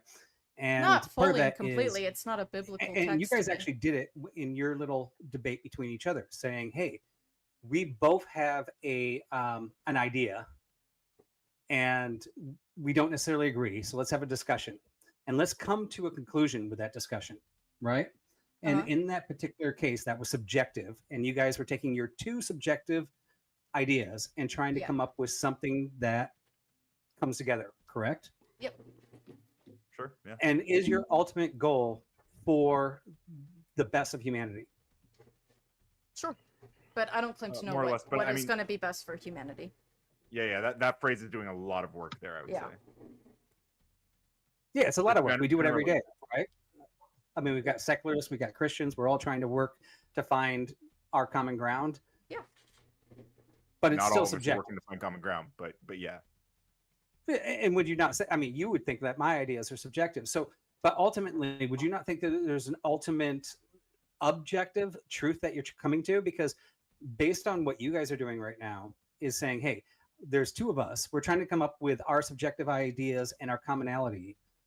Our ultimate goal is to get to the objective truth. But eventually, I mean, right now, Objective truth is just reality. I would call you it guys the- keep the talking about like working it's something we truth. can like pull out of the air and touch, like this objective morality, this objective truth. Like that's just reality. Anything you try to call objective, that's just reality. So that's what we ground things in when we say objective. You guys try to make it like link back to a god, but when we say we can ground morality and objectivity, it's because morality comes from us. Morality starts with our moral intuitions and emotions that we have evolved, and then let's we do hone a through thought moral experiment reasoning, on and that, then we right? slap moral ideology on and top of it. remove religion from it, right? That's a nice So story. we get a quick glimpse of the future, 100 years in the future, and we find out, both Ryan and Charlie find out, in 100 years, if we don't kill these 2 billion people, all of humanity will stop. It'll be dead, right? So now we actually have an objective truth. We know that we looked in the future that if we don't, and half of those people are good, half of those people are bad. There's no criteria on those 2 billion people that have to be killed. Would it be moral or immoral to kill those people? Could I ask for a more realistic hypothetical? Right? Like, No, this is a Like, great could it? hypothetical. It's not a This good is No, this- actually hypothetical testing your because there's moral not background. really going to be like a Predeterminism. like you this can't is change the future. like this is My like answer would be I'd like have to think about supposing it. that we have like I don't know the ability to look into time and also the idea that these specific 2 million people ought to die. It just feels like a bit too out there. Do you have any again? No, I mean, you guys, any basically similar? said your moral views are based on two things: feelings and logic. Yep. Now, when you actually start thinking about logic, you've got to look at like hypotheticals. Like logically, hypothetically, if this were to happen, then how would it make me feel, right? So in a hypothetical, we can go to the future and say, if you were given this information, Charlie, if you were given this information, you knew it 100%. Because, and we can use science, we don't have to use religion. Somehow you ended up with that scientifical device that threw you 100 years in the future, and you found out that 2 billion people have to be killed today. Would it be moral or would it be immoral for you to kill those people? How do I kill I can them? tell you both our moral views. Wait, of how do I Christians and kill them, you though? would say today killing people is wrong, but if all of humanity is going to cease to exist, and this is testing your morals. This is not a crazy hypothetical. It is testing your morals. So Well, you're asking me to Hey, kill if a I, bunch of like, maybe people, and had to, how like, would I do flood this? the earth to kill those people. That It doesn't kind of matter. Maybe hypothetical. maybe all the world governments get together and assassinate good people and bad people just to make sure that in 100 years Thanos, all Just flood humanity the Thanos earth happen, and kill all the right? bad It's people, and tell Thanos the here. good people to build boats. Yeah. Uh, Nullity says, "Don't be like Bob. He thinks morality is subjective, but if he was intellectually honest and see others' morality is correct as his own, everyone, whether PDFs, I don't know, is just as Essay moral." unaliving. Yeah. Oh, thank you. I was like, I was trying to figure out what the "What?" fuck that meant. To engage Fair with it enough. though. Oh yeah. Go ahead and engage with it, and then I have an announcement too. Yeah, I mean, like we can. There's a some level we can say that everyone's morality is like like it's almost like tautologically true. Like everyone's morality is their morality, right? And so therefore it exists on the same kind of plane as what we're identifying here. But that doesn't mean that like in practicality we have to accept everyone's morality in every situation. Like part of the negotiation would be like, hey, we're not going to allow people to do these certain things, even if their morality permits it. So like, Then why should we accept yours? well, you don't have to, but we because- don't. We're not going to accept yours either. You know, this Well, is this then- is the but- greatest so example. why of is- hypocrisy. what great, there's standard more do you Christians This is the than accept? greatest I mean, example of hypocrisy, Ellie, and I Brian- just pointed out no Wait, one seems to have noticed. Like I just turned this right around on you guys. You guys want to give us these weird hypotheticals that lead to genocide. I just showed you a genocide in the past that probably all of you would agree is a moral act, right? The flood, like in your stories, like was that a moral act? It was a Well, genocide. first off, effigy, I No, actually come is on. taking Wouldn't religion out of empathy this. get in the I'm way going of 100% in their worldview. And sorry, Sarah. That's okay. Let me. I'm going to go ahead and announce we are moving over to the Gauntlet. I'm going to drop the link one more time in the chat. Start moving over now. Otherwise, you're just going to have to catch the raid wave over. Go on over. I am disconnecting the tomato chat now. Move to the Gauntlet. It's at the Gauntlet debate. Go now or go home. Okay. And then I am home. also, and then also, Amazing Disgrace says all men are created equal. Is that subjective? There's no room for individual perspective. I don't know how to answer that. Anyway, Vibe, I'll answer. To be honest, if someone said, Charlie, you have to push this button to kill 2 billion people, or the world will end in however many years, I'd be like, well, that's a lot of responsibility. I don't know if I'm ready to be responsible for 2 billion people and their deaths. I don't know if I want that blood on my hand. So, frankly, I would force someone else to make that decision for me, because I'm not ready to be a murderer. Now, mind you, Vibe, are you religious? And I agree with that. Like, Vibe, I- are you and I are wasn't you even a, putting Vibe? it Are you a on religious you. man? Vibe, are you Oh. I'm religious? putting it on your guys' Yes. moral Wait, can fabric. I All of- answer? like, Can all I of you answer you? guys that Can I have ask this you a question? subjective I moral would like to fabric. ask you a question, Vibe. If God told you that you, for whatever reason, had to murder your entire family and all of your friends, would you do it? Because God said so. It's a contradiction. Well, I mean, Would it's a you great do it? question, No, no, right? no. 'Cause If God, first if off, God, I if God I told started me, this conversation off saying I'm removing God from the whole thing, and Mhm. you're coming back and attacking Yeah, I'm as putting God. God on it And you because know what? this is a There religious actually is a story in the argument. Bible that talks about this exact same I thing. know. I'm aware of it. And I brought you it know up what? earlier. And you know what the answer is. But it's irrelevant to the question I asked you because even in the beginning of my conversation, I removed that. So I don't even understand why you're coming back Well, for I that answered because your I'm not even question, trying to so make I'm a wondering. religious argument. No, I'm actually Vibe, testing your I'm morals and asking you're you. coming Yeah, back and you just with heard it. something I already removed. And you just heard my argument, so I'm just asking you a question. What would you do? Your question's irrelevant because he already seated God, though. He said he Charlie, would, cause you'd kill the family, because God said so. No, you wouldn't kill the family because God wouldn't tell you to do that. I don't know, man. But I if feel you like admit God that morals has come had from God, you have people. to admit that morality is Yeah, like if arbitrary. God and told, God like could if just tell you to do horrible things. You're and right. it- Yeah. No, you I think love that's how really you cool. give God the wouldn't answer. say One that. at a God wouldn't time. say I'm that. not going to question. ask God wouldn't say again for you not to talk over each other because all it sounds like is to everyone else. One at a time, please. Vibe, were you done with your thought? I mean, I just want to, I'll finish the thought with this, right? I asked you a question. I said, I want to remove religion from this. I just want to test your guys' moral standards on how you would attack a problem with your moral standards, your subjective moral standards. How would you attack a problem like that? So do you want Well, to so see like me Vibe, and Charlie have like- that discussion we had earlier about AI, like applying I it to mean, the scenario? Is that Vibe, what you're my asking? whole thing is that your hypothetical is ridiculous. I'm never Sure. going to have the If you guys want ability to have a to. discussion on whether humanity should Saying it's end or not, ridiculous is Vibe, not an Vibe, argument. that's where Vibe. you guys See, are the coming thing from, is and that's that the whole problem with the debate. Vibe, listen to me. Your hypothetical is ridiculous. I'm never going to have the That's not ability an to argument. kill 2 billion people. I'm never going to have the ability to Hypotheticals are kill always 2 billion ridiculous. people. It's only So No, then they don't have to answer be. then No. answer my Hey. hypothetical about God, because that's also to you a It's a ridiculous logical hypothetical. contradiction from our worldview. Do you not get that? Who said? You're just Oh. obfuscating. Like, I mean, Like, No, because Charlie, Vibe, you were do you asking believe me a in God if he That ridiculous would be question. it would be like if I was red and you said, "Yeah, but what if you were blue?" But I'm not, right? So I like, Well, yeah, yeah, it's Vibe asked me a hypothetical, ridiculous but I'm question. not, It's a right? And it's hypothetical. impossible for me to be not. It would be completely off. Well, Dude, both okay, Charlie, both Charlie, I'll hypotheticals explain. were I'll ridiculous bite and her impossible. bullet. I'll say yes. If it was God and I knew it wasn't a demonic delusion and it was in fact God, sure, I'd kill my family. What? yeah, and I That's already why mentioned that. morality is we have arbitrary that to story in religious the people. Bible, and what happens? No, that's a He stupid actually argument. says, "I just was No, testing you. you just I'm proved not it. going to let that 100%. happen." Okay, well, I just tested you. How is So there you wouldn't. objective Hold on, morality Okay. I'll if explain murdering why your it's family So is Vibe optional and You you guys Vibe don't would you really? guys defy failed. God. Eli At wouldn't. Failed, a failed, failed. time, Real quick, Charlie, I'll please. explain the problem with your hypothetical. Let's just assume for a sec my worldview is that aliens cannot exist. That's my they cannot exist. And you look Okay. at me and goes, "But would you believe in aliens if they existed?" But my worldview is they can't exist. I mean, so it's Adam, a he logical did the same contradiction from thing my to own me. worldview. It's a logical He did the same impossibility. thing to me.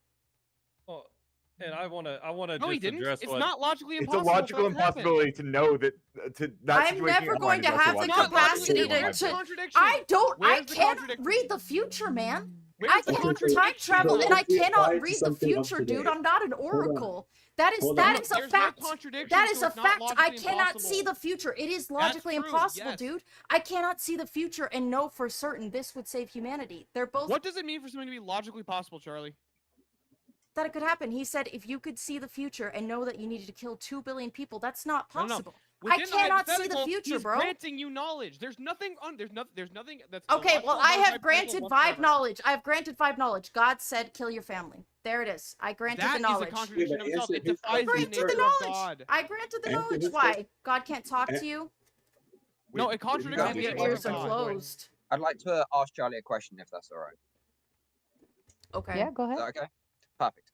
So you appealed to the UN, saying that the UN is somewhat of an arbiter of morality. Right now, do you accept the UN's definition of genocide? Yes. Sure, why not? And you're pro-choice, yeah? Yep. Yeah, obviously. Yeah. So according to this, according to the UN definition of genocide, Planned Parenthood is committing genocide on black people in the state of New York, right? You cannot be pro both. Either you're against genocide or you're pro-choice. So can you please decide which one you want to be? Because according I to don't think UN that the UN has decided they are that not. that Just fetuses square that are circle. alive. Like, tell us, say that definition. like you they've can't not just drop that. they've Okay. not like decided that fetuses are So here, are I'll quickly read it like off. So alive. Planned They're not Parenthood's life. disproportionate concentration of abortion services in black and minority neighborhoods in New York, combined with the historic eugenic views of its founder, with the resulting high abortion rates that prevent births within these communities, satisfies the UN definition of genocide as the deliberate destruction, in part, of a racial group through the measures intended to prevent births. Now, Where are you reading that I'm from? going to Because concede it's actually Stephen Smith. misinformation about the eugenic I views will, of the founder. Sorry, I go ahead. will, No, Margaret I will, Sanger was a Stephen Smith. eugenicist, dude. What are you Stephen talking Smith. about? Wait, oh my He God, wasn't- you wait, don't can know I what you're talking talk? about. Can I Go ahead, answer? Charlie. Can I answer? Margaret, you read her would say fucking that- Margaret I Sanger would say that- Since you guys can't unfuck yourself, I will read off the chat because they send me money to tolerate their words. If your pet was old, incapacitated, and dying in pain, is it moral to take it to veteran? This person can't type. The Veterinarian. veterinarian. Holy shit. I'm guessing Vetination. the- Vetination. Vetination. guessing the veterinarian for death. I know sometimes, like when I send super chats to people, especially from the phone, it like auto corrects my words in a weird way to where I can't even like it's weird. So I forgive these. But yeah, is it moral to take it to the vet? for We're not death? answering that question until he sends it back with proper fucking English so we can understand what he Yes, said. it's moral. Yeah, it's moral to do so. You gotta send Sarah another $10 in order for us to answer that. Anyway, Alamo go ahead. says the utilitarian dilemma: is it moral to harm a few for the benefit of many? This is the trolley question, isn't it? Personally, deontologists have a better answer because their moral system is based on duties, regardless of consequences. okay.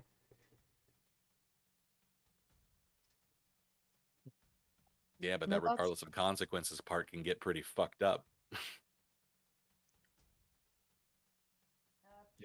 I don't feel like I don't got think an I would answer blindly from accept Charlie it, at no. all about the whole genocide thing. So Yeah, I go would ahead, say Charlie. to you, Stephen Smith, there are absolutely instances in which, specifically Black and indigenous women in the U.S. have been, without their consent, sterilized, or like forced to abort or encouraged to abort. And I would say that those, obviously, yes, are genocidal in nature. However, would we put the onus on would we blame Planned Parenthood for that? No, because Planned Parenthood, only provides abortions to people who want to get them. It's a service that you can use or you do not have to use. You can choose to have a child or you can choose not to have a child. And also, they provide just a great deal of services that help people get pregnant and give birth, and they provide So like more vaginal are or killed gynecological in care. the womb than anywhere else in New York, right? There's actually more Black black babies in the aborted womb than born in New more- York City. are more in danger than once they're outside of the womb, right? Okay, yes, by the choice of their mothers. Yes. So No, by that's the not choice- genocidal. I do not believe still that being life genocide. begins at It does conception. not matter who's making the choice. That's still genocide. I do not believe that life begins at conception.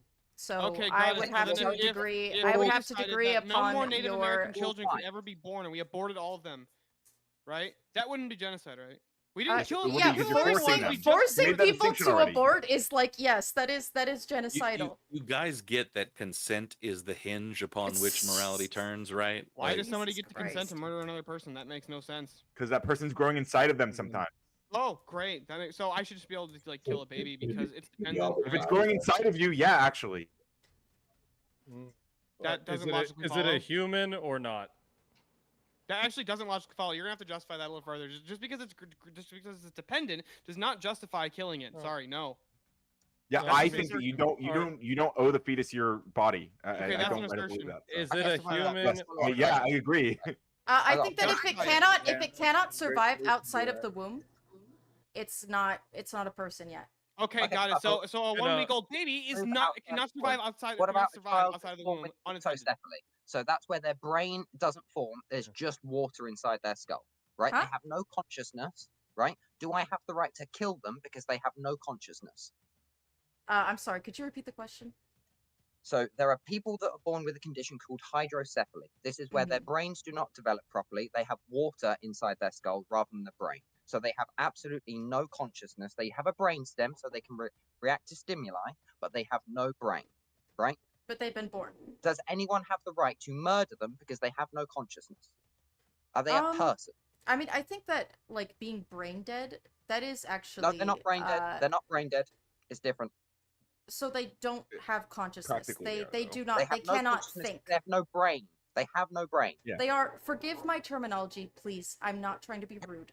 But if we No, were to call them, you know how people call people vegetables? That is essentially what we are saying. Is that there's not going to To be some any degree, yeah. thoughts. Yeah. Yes. Yeah. I mean, that's also like a very difficult situation that people get put in all the time when their loved ones, you know, are medically brain dead. What do we do in that situation? I think Wouldn't it it- really depends upon the family. However, this is a person that has been born. Exactly. This is a Wouldn't person your, that your has been born. empathy wouldn't your So empathy this is why I'm speak using to this because you said that you don't believe that life begins at conception, but So I'm pretty me sure you would personally, agree that me these people personally, are if I right?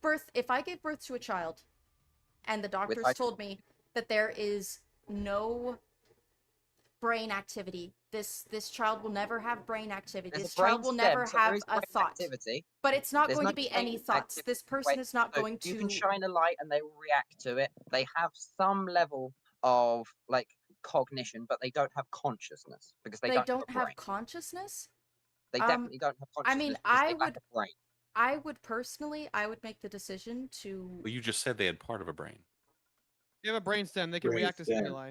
Okay, so They have a brain stem, but no brain. I would view that person as functionally dead. And I would be devastated and traumatized and horrified, but I would be like, okay, well, there's no reason, you know, to allow this being to Yeah, if there's not a exist conscious through experience, it's suffering, just a through body, suffering. right? It would be selfish they of me can show- to force this person They to are continue to be alive. enjoying life. They are experiencing pain. They can show a number of things. They just don't. Wait, if they can enjoy life, they're having a don't have conscious a brain. experience, Yeah, right? so how are they enjoying life? Yeah, what? Because it's Because of subjective. stimulation. So you can stimulate them where they are enjoying their experience, or you can stimulate them where they are You suffering. said they don't have a fucking brain. How are they going to You said enjoy that they something don't have without a like enjoyment brain. centers of their brain? Doesn't Brain make stem sense, yeah. is just like autonomic functions and stuff like that. How are they enjoying things? You're the one using these words. So it's fairly obvious. I think that we don't need to test whether they've got dopamine in their brain or not. I think it's fairly obvious from the outside perspective. Well, from whether your own words, if they don't have a enjoying brain and they don't have conscious experience, not. aren't they just a body? No. So I would encourage you to look into the condition that I'm referring to, which is hydrocephaly. Right? I can put it in the chat if you need. Yeah, it's Right? possible you may have Now- you may have like misrepresented the condition. Yeah, I when would we have did, but, to like, the way you talk with a communicated it to us, doctor. it I doesn't- would need to talk with a doctor and understand, you know, like what I've does put- this I've person's put What about life locked look in like? syndrome? hydrocephaly. What is locked-in syndrome? Locked-in syndrome is when somebody's basically trapped inside their own brain. They can't move it. They have basically they have a conscious experience. Their body can only react to stimuli. They're fully conscious in their own brain, but they cannot control. They have no motor function. They can't control anything they're doing. It's all just reaction to stimuli. Can we kill those people? Again, this would depend entirely upon like discussions with doctors and family members. Why It does the seems like doctor a get to very decide case to this? case. Well, the doctor wouldn't decide. The doctor can tell you what this The person's doctor will quality have of accurate life information is about going what the to, experience of the to person look like. is. Right? Yes, like Yeah. is this person going to be like happy? Am I subjecting them to misery? Are they It's the same- suffering eternally every waking so second? People only who only know? so Yeah. if people are suffering, we can kill them. I mean, potentially, but hang, listen, the thing it's like the question if you have a dog who is extremely old and who has no quality of life. Like for instance, my mother very recently I can had kill to a put dog down anytime I want. I don't care. awesome, dude. It's okay, a dog. It's not a person.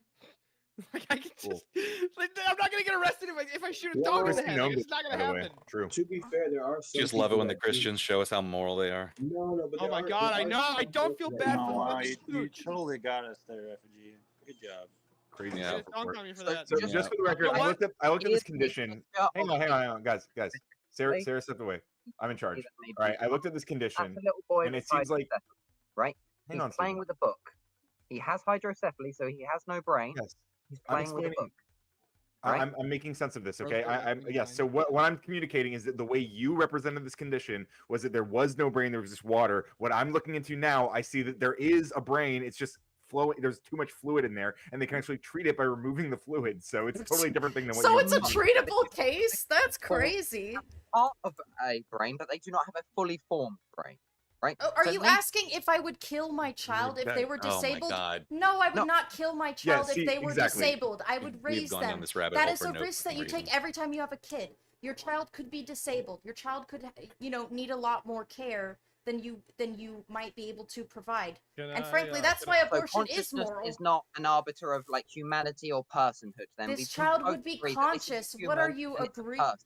Yeah, and they are more than likely have a right to life. This person Yes? is conscious. Disabled people are conscious. What are you talking Somebody with about? The hydrocephaly people is with not locked-in disorder By are that standard, conscious then I can kill dogs individuals. because they don't have a conscious experience. They can't make good or right or wrong decisions. They just have reaction to stimuli. Can I bring well, up like a there are better cultures or where people different feel that way, argument but we've for- been raised to Not sure you understand what conscious love experience is. dogs. Yeah, Uh, dogs do have a conscious. They're No, they sentient. don't. They can just react to stimuli. Well, as They can long certainly as do we're more than talking insects. about It's kind of a spectrum. this, where do you think that humanity begins? When the fetus can survive outside of the womb. You know that goes against like even elementary school textbooks, right? That a fetus is a human. It's a human fetus. That's it's how a we. human fetus. Life begins at conception, Right. according to literally all biologists. By What the way, does Yeah. fetus mean? Just out of curiosity, what does fetus mean? The Latin term fetus. What does it mean? Before Unborn we engage with human. that one, I want to respond to the point about Adam made. This comes up a lot that like scientists all agree that life begins at conception. This is actually it's a philosophical claim that they're surveyed about. It's not a scientific consensus, as in like there are facts of the matter that they're reporting on. It's that they agree that generally, like from a philosophic perspective, they agree that life begins at conception. That doesn't mean it's not the same thing as saying that's a scientifically measured thing. To be clear. no, I'm not saying it's scientific measure. I'm saying like, but according to all biological markers of what we would consider life, conception is when human life That's a begins. different claim than what you're referencing when you reference that science survey. Again, so I'm not I saying- feel I'm not saying that if scientists a all fetus claim that cannot personhood survive begins at outside of the womb, Which I so- do not believe it does not have. When biologists The want right to one. study human life from beginning to just so end, that we can agree what the definition of life is. Yeah, and we start Well- Can you we read that start with the definition egg for me and the just so sperm, we and then agree? they join together, create an embryo, and it no, grows and grows and grows specifically until it pops at out. conception, because that's when the It unique doesn't DNA begin at is. conception, man.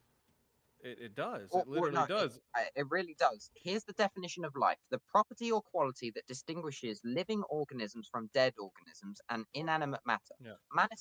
manifested in functions such as metabolism, growth, reproduction, and response to stimuli or adaptations to the environment, originating from within the organism.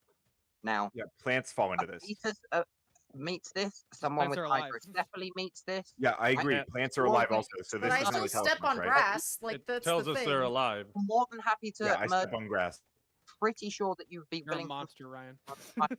I know. What? I didn't Well, hear the look. British guy. Make fun of him for his accent. I No, do it constantly. Go ahead, Steven. Sorry, sorry. I've been drinking. That's okay. You're not doing it right if you're not drinking. Cheers. Yeah, I just started drinking, I need so another beer. I was sober during the debate. Say, this is Me the too. best time for it. But last time I got But, overstimulated, I was too stressed out.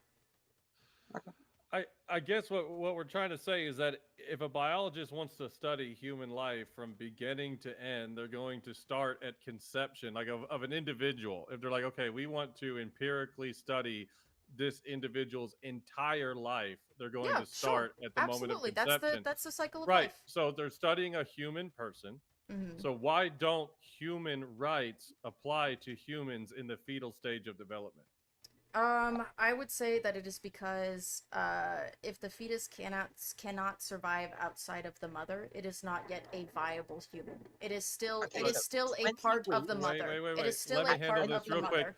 But like a 1 week old infant can't survive its without its mother. mother either, It can or survive without a outside of the caretaker. One womb. second. It can At 20 survive weeks outside of the conception, womb. there will It's But not you're like the a. one making that distinction. birth, Nobody else and does. they can survive outside of their mother. I Yet, feel like at laws 20 Because weeks, you're mostly trying to use makes biological the. definitions to take away people's rights to the autonomy. mother's That's why you choice. I feel fucking like So have. most that can people So one at a agree. time, Like please. even a Please, lot one of at a time. abortion Destroy the laws are very autonomy to a specific baby about is like stupid if you fuck. can Mom, abort everybody a shut baby up for a that can second. You guys, survive. you Person guys at a just time hate talk. that chicks get to decide who comes into the world. You just hate it. Because You it's live not their it. fucking choice, you douchebag. Just let It them is our choice, run actually. the thing. This Yeah, is it the is. actually, resource. it's This based is on the You guys want to resource go back that to we the world where it's control. your choice. This is right? the resource Guys, that we control. It is come on, work. one at a time, please, please, one at a time. That's it. Sarah's listening to you, okay? She's gonna start kicking you, Let motherfuckers. Steven and Charlie do what they're doing. Steven, keep going.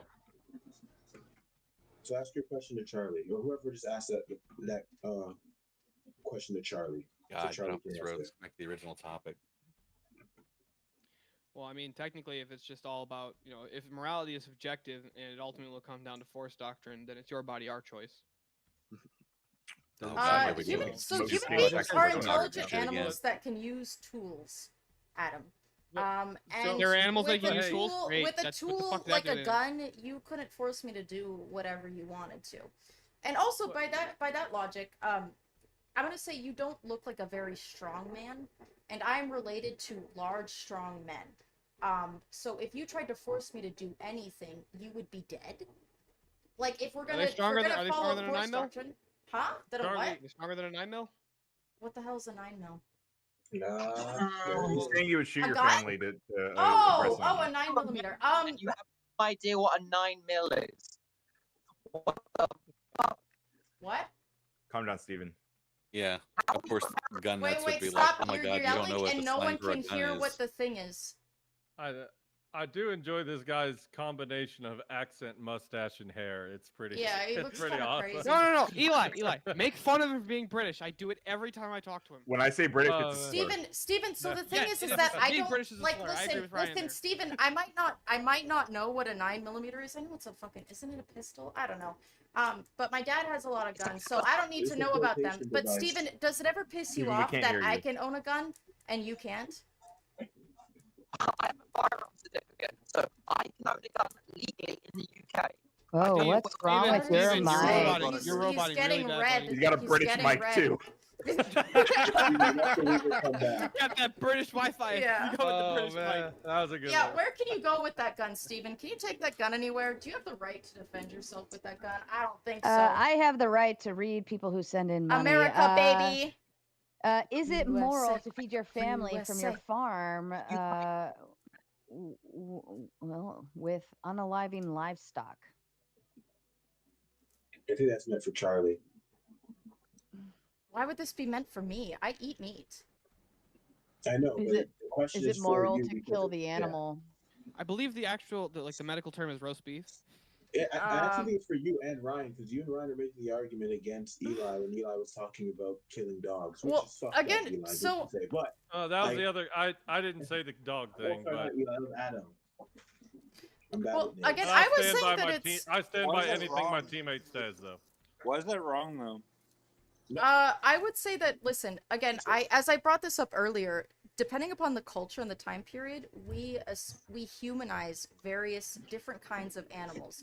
So there are cultures in which cows are sacred, pigs are sacred, and we would never touch them. You cannot kill but the there are cows. other- We don't like when you kill the cows. Anyway, I just feel that you're wrong. and there's Charlie- actually not much the logic in which we determine what animals are I worthy know. I and just what animals feel are that you're not. wrong though. Like I feel that you're we kill pigs, but pigs are slightly more intelligent than dogs. So are octopi. They're feel like they're bacon's more fucking intelligent than delicious. dogs, but we kill them Hey. anyway.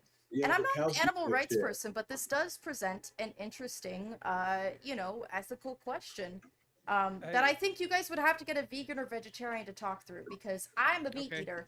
Okay, I was a I'm an vegetarian for 8 years. omnivore. I'm an omnivore. Charlie, I want to engage with you on where we left off on our abortion conversation. So I Okay. asked you, Brilliant. why is it okay to kill a human being in the fetal stages of development, which we Mhm. determined it was, and you said, well, it's only not okay if it I'm sorry, outside of its mother's womb, right? Like it's I got mixed up with my words. If it can't survive outside of the womb, then it's okay to kill it. Is what you said, So right? I would say that yeah, it's I feel that aborting before a fetus can survive outside of the womb is fine. So do you have a weak number? Like if you were to make the legislation, do you have like a based on science? No, I'm not a doctor. Well, they don't come to me to make these laws. They go to well, other okay, people fair to enough, make fair these enough. laws. And I'm not trying to get you a gotcha on there, Okay. but let's just say, and I'm not either. I don't know what the exact one is, but let's just say it's like 21 weeks or something. Sure. Let's say that at 21, after that, it can survive outside the womb. 1 second. Does No, that- no, no. My son was born at 20 weeks and he was put in an incubator and he survived just fine. Beautiful. Statistically, Well, 20 is the let's lowest say- on record. can 20. survive Okay, so just let's go fine. with Okay, 20. let's Yeah, go that's with 20. fine. That's fine. So yeah. so are you saying that at 19 weeks and 6 days at 11:59 at night, once the clock strikes midnight, that there's like a magical moment where this person is now given human rights? Well, again, I think that these have to be case by case bases, and I do think that like again, this is like kind of Well- like the trans sports argument. I think that like if you treat it as a universal rather than going, okay, let's not get Well- into trans sports actually, but like listen, these things are case by case. Obviously, it's going to No, no, depend no, on a but doctor we're- determining if the but we're child can t- survive like past. But look, we're granting in a certain hypothetical that like there's a consensus of doctors that agree that at 20 weeks we know for absolute fact that they will live outside the womb, and before then it's maybe iffy. Do you see how in your system you're putting the life of somebody down to the minute on a clock? Do you see where that becomes extremely arbitrary? That, because again, the doctors really can't come to an indefinite I mean, in the consensus. It's just fantasy any time before hypothetical then. that you have presented, sure. In the What is fantasy hypothetical, No, however, but it's actually kind of real life. I mean, like there's maybe a general medical consensus, but in reality, some babies can survive way sooner than others. But Right, you're the so one my whole thing legislating is when that their it- life can end. well, I'm not Based legislating on- so in it. real- Someone in re- else is. Please, please. Well, This is supporting dependent legislation. upon the. This is like again. This is prioritizing the an unborn human over a fully fledged born human being who has loved ones and life experience and a life to live. Now, so when you humans' when you value is no, dependent upon it's their not age? based upon their age. But again, this is someone who you are having to, in many ways, destroy their lives to further the life of another person. What the fuck? Okay, What do you listen to mean me, listen to me, destroy their listen to me. lives? Pregnancy is life-threatening. Pregnancy changes your bodies in extreme ways. And also, if someone has to keep a child, you are also, if they're pregnant, you are taking them out of the job market. You could be ruining them financially, depending upon their personal circumstances. You should have Um, thought about that before you they opened could- So their leg, child lady. sacrifice is justified. So if I sacrifice my child so that I can have a better life, that's justified. Yeah. No, that's It's a almost living the being that exact you've same brought into thing the as world. Yeah, but couple do you of thousand understand years that ago But you're like where- he might Let have to them- work let less them- let hours them if he talk. didn't have a baby to feed. Wouldn't that Wait, no, be? I'll It's answer a that question baby really that's quickly. If a alive, woman is dude. pregnant and if the doctor tells her if you do not abort this right now, you will die, should you do it? If you do not abort this Thank you, right SG. now, should you die? Well, first of all, I would say that the doctor should follow the Hippocratic Oath, which means do no harm and take care of both patients. When a doctor is taking care of a pregnant woman, Brilliant. he has two patients on the He means list, let them die. the mother and the child. So Okay, the so wait, doctor's who are you going to do picking? Mother everything or in their child? power. Mother or child? Who Hold are you on, picking? hold on, hold on. You can attempt to save the mother's life, right? You're attempting to by that's what he's saying, by do no harm. He has to save the mother's life, and in order to do so, let's say she has like an ectopic pregnancy or something. Yep. That in on its nose is very dangerous to the life of the mother. So the doctor's goal is to try to save the life of the mother. Even at that, an ectopic pregnancy cannot thrive. It won't Well, survive yeah, ectopic anyways. But pregnancies It are can't be not even implanted if in the viable. uterus though. yeah, so here's the but big- even at that, here's the even if big issue. removing, pardon me, even removing the baby, they'll still like they're doing it in order to save her life, but they also are removing the baby and will still attempt to do what they Correct. can to support the baby in Correct. that aspect. It's not just an abort and down the tube you go. Right. It's we're going to try to spare both if Exactly. we can. So In the it 19th, doesn't follow we were abortion. researching I'm just how trying to to point out that re- pretending that remove everything has the the same ectopic moral worth in these pregnancy and situations put is it fucking back. asinine. It's like Yeah, you want my it's like answer? the, Actually, it's like the Effigy, stuff you on want my fire. answer? It's like No, stuff you on mom fire. can't kill her baby. All of this Sorry, research no. All humans Okay, have what the about same moral what worth. about what about a room full of fertilized embryos? How do you decide? Do you save in a room full of fertilized embryos? Hang Do on, you no, save I'm the sorry, people Charlie. first Eli, or the you just said all fertilized humans have the embryos? same moral worth, right? Can I test that for you? Sure. All right. So you have a sadistic choice ahead of you. Your wife is like 3 days pregnant, basically just a clump of cells, and you are given the choice by a god that either you choose between your 5-year-old or that clump of cells. Choose one to die or both die. Who do you choose? Choose one to die My or God would both never Or do die. that. both die. Who do you I choose? think that literally no matter which one I choose in that situation, I think it doesn't matter. It's Are you tragic. honestly telling me you would choose the 5-year-old that is standing in front of you rather than the 3D-old clump of cells? Oh, I think it would be just as tragic either way. Are It's you a trolley telling car me you problem at would that point. choose the 5-year-old? Depends on how smart. I know no, you're gonna I would- wiggle, but everyone's seeing you wiggle right now because this is an Oh obvious yeah, I'm fucking wiggling. question, man. I'm wiggling. Here, you want to pose I to would me? Wiggle, wiggle, choose- wiggle, wiggle, wiggle. I would choose if I had to choose or they both die. Again, this is such an arbitrary question, but I would No, I mean say it's a sadistic probably choice. I granted that. yeah, exactly. It's Come a on, you choose sadistic the choice. 5-year-old. Come on. If I'm being completely honest, yeah, I guess I would choose the one that like probably has like, soccer practice tomorrow or whatever. But it's So true. again, like here's the thing. I'm doing that in Yeah, why would you intellectual. choose the one that? Or no, I'm sorry. Yeah, we know that To there's live, to moral live, to worth. live, to live, to live. Sorry, no, Yeah. not to die, to live. Now, here's what I'm doing. I heard Charlie earlier say that's a ridiculous hypothetical, as though she Yep. didn't want to answer it. I'm answering it out of good faith, Yeah. but it's equally as tragic, and it doesn't make a difference to me. I do see them as equal. Just because you put me in a forced Then what dichotomy, depends upon that your doesn't make choice? any If sense. it's Well, equally hold on, as I'll tragic, explain. not I And every let second me choice. I I'll appreciate give you it answering in good faith. I'll give it back to you in just a moment. But chat, you have 13 minutes to get 8 more of those Well, super chats in, or we all go home. And you and- know I love to end this show if you don't pay up. So figure it out. And then also, can Ryan tell us more about how great Margaret Sanger was? Yeah, I can. So to be clear, my statement wasn't that Margaret Sanger is like an amazing person or whatever. But my claim is that there's a misrepresentation of her views regarding eugenics and black people and stuff. Like there's a quote by her that people always attribute as like implying like genocidal intent. And it's just completely out of context. Like she's talking with like black leaders at the time about how to get birth control, like how to make sure that people have access to birth control, and she's trying to step out in front of the allegations that people are assuming or people have now tarnished her name with, right?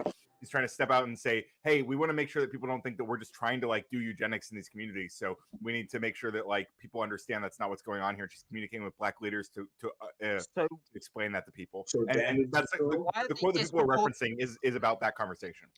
The most Why are merciful abortion thing clinics that a large family disproportionate? does to one of its infant members is to kill it. Margaret Sanger, Woman in the New Race, Why 1920. are abortion clinics disproportionately in black neighborhoods, and they always have been? And why is this a Planned Parenthood policy if they are not eugenicists trying to effectively genocide, according to the UN definition? So because black people are more likely to be poor, so they're more likely to need an abortion in the first place. That still doesn't explain why they are. Yeah, man, because having a kid is with fucking abortion expensive, bro. Having a kid is expensive. Well, real quick, I want to get back to what Effigy was saying. Time out. Everywhere else in the world, in the poorest, Yeah, the poorest people have the most amount of kids. have the most amount of kids. How's that work? What the fuck? No, but they also the poorest people in America are more likely to seek out an abortion, right? Yeah, because of propaganda. That's a maybe, really marketing? dumb argument you- because I mean, even myself, like poor. I'm a All you gotta do is fuck. I'm a single mom and I still just figured the fuck out. I think that's a I think They that's Okay, that's fine, but we're not not. about- But Sarah, we're not think talking about whether or not people figure it out. We're talking about whether Sarah, or not why they didn't you seek an just throw abortion. them into a river with a brick on the bottom of their feet? So, Like, what the so heck? just to be Like, clear, regardless why of didn't all you of your just all of your moral behind it? pearl clutching, all of the moral pearl clutching going on right now, what I'm saying is that these like black people are more likely to seek an abortion. It's not moral That's a fact. pro clutching because you literally just said that in the poorest countries of the world, people don't go to abortion. Like Okay, but they don't have access. They don't have access to birth control and abortions like they do Sean, here. Sean, move your mic closer to your mouth. I have a really great solution. It's called Wasn't it closure like a big fucking thing ways. that we were like sending like All right, birth real quick, control and Effigy, condoms just to places? Okay, the problem with Effigy's wait, argument. wait. I want to go. If you're gonna ask me the burning IVF clinic, I can I'm answer also the about to question, leave. yeah. I feel like this is like. You think it's gonna trip me up? Go for it. Anyway, And I I'm just feel like you're pro-abortion. wrong. I Did I love say my first abortion. dub? Good night, everyone. Well, I think the meat of the argument boils down to not necessarily whether abortion is good or bad. I think it boils down to if morality is objective, like an objective standard that we could apply across the board, then questions such as this would already have an answer, right? Yeah, And of because course. the fact that abortion stands left and right the way it is, it's almost like proof in the pudding that morality is not like you apply morality subjectively based on how you feel about, so just like I said before, like abortion, like you are killing something that is objective, we know that, whereas why you do it, how you feel about it, so on and so forth, that's subjective, and now that's kind of like the Right, but yeah.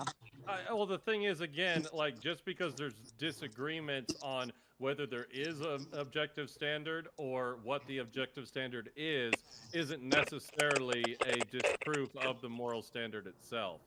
So, you know, I think that just because people have subjective opinions on, you know, when does a human life begin? When is it okay to have an abortion? Is it ever okay to have an abortion? You know, there's always going to be disagreements. There's always going to be subjective opinions, but we ought not form our morality around subjective opinions, because at that point, that's all you have, and you don't have a standard by which to determine these things. With an objective standard, you can say that murder is evil, abortion is murder. We ought not do that. It's a very clear, decisive So Eli, thing. you Do you think people subjectively thought murder was okay before they had chose religions? the Orthodox Christianity. You subjectively Religions have chose been it. around You forever. chose it. You made the decision. You subjectively chose it and decided that that one was the real and good and big one. You know, you are and doing the again, I same thing think as that I that's is, but you are loaded. appealing to God, while I think am that that's loaded. using I facts and logic. Anyway, Well, okay, I gotta go. no, Bye. Don't I touch use- Shapiro us. That's just low tier. Hi, Charlie. Thank you for debating Hey, with me. Bye. I had fun. Bye, everyone. Bye, Charlie. Have a wonderful My evening. sorry. Bye.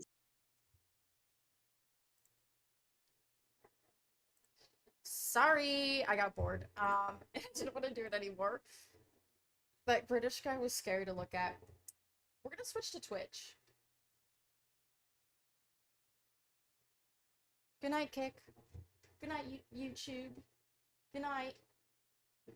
Go to Twitch. I'm gonna be on Twitch. Go to Twitch. I'm gonna take a quick break. Grab another drink, frankly, and talk about that mess. Alright.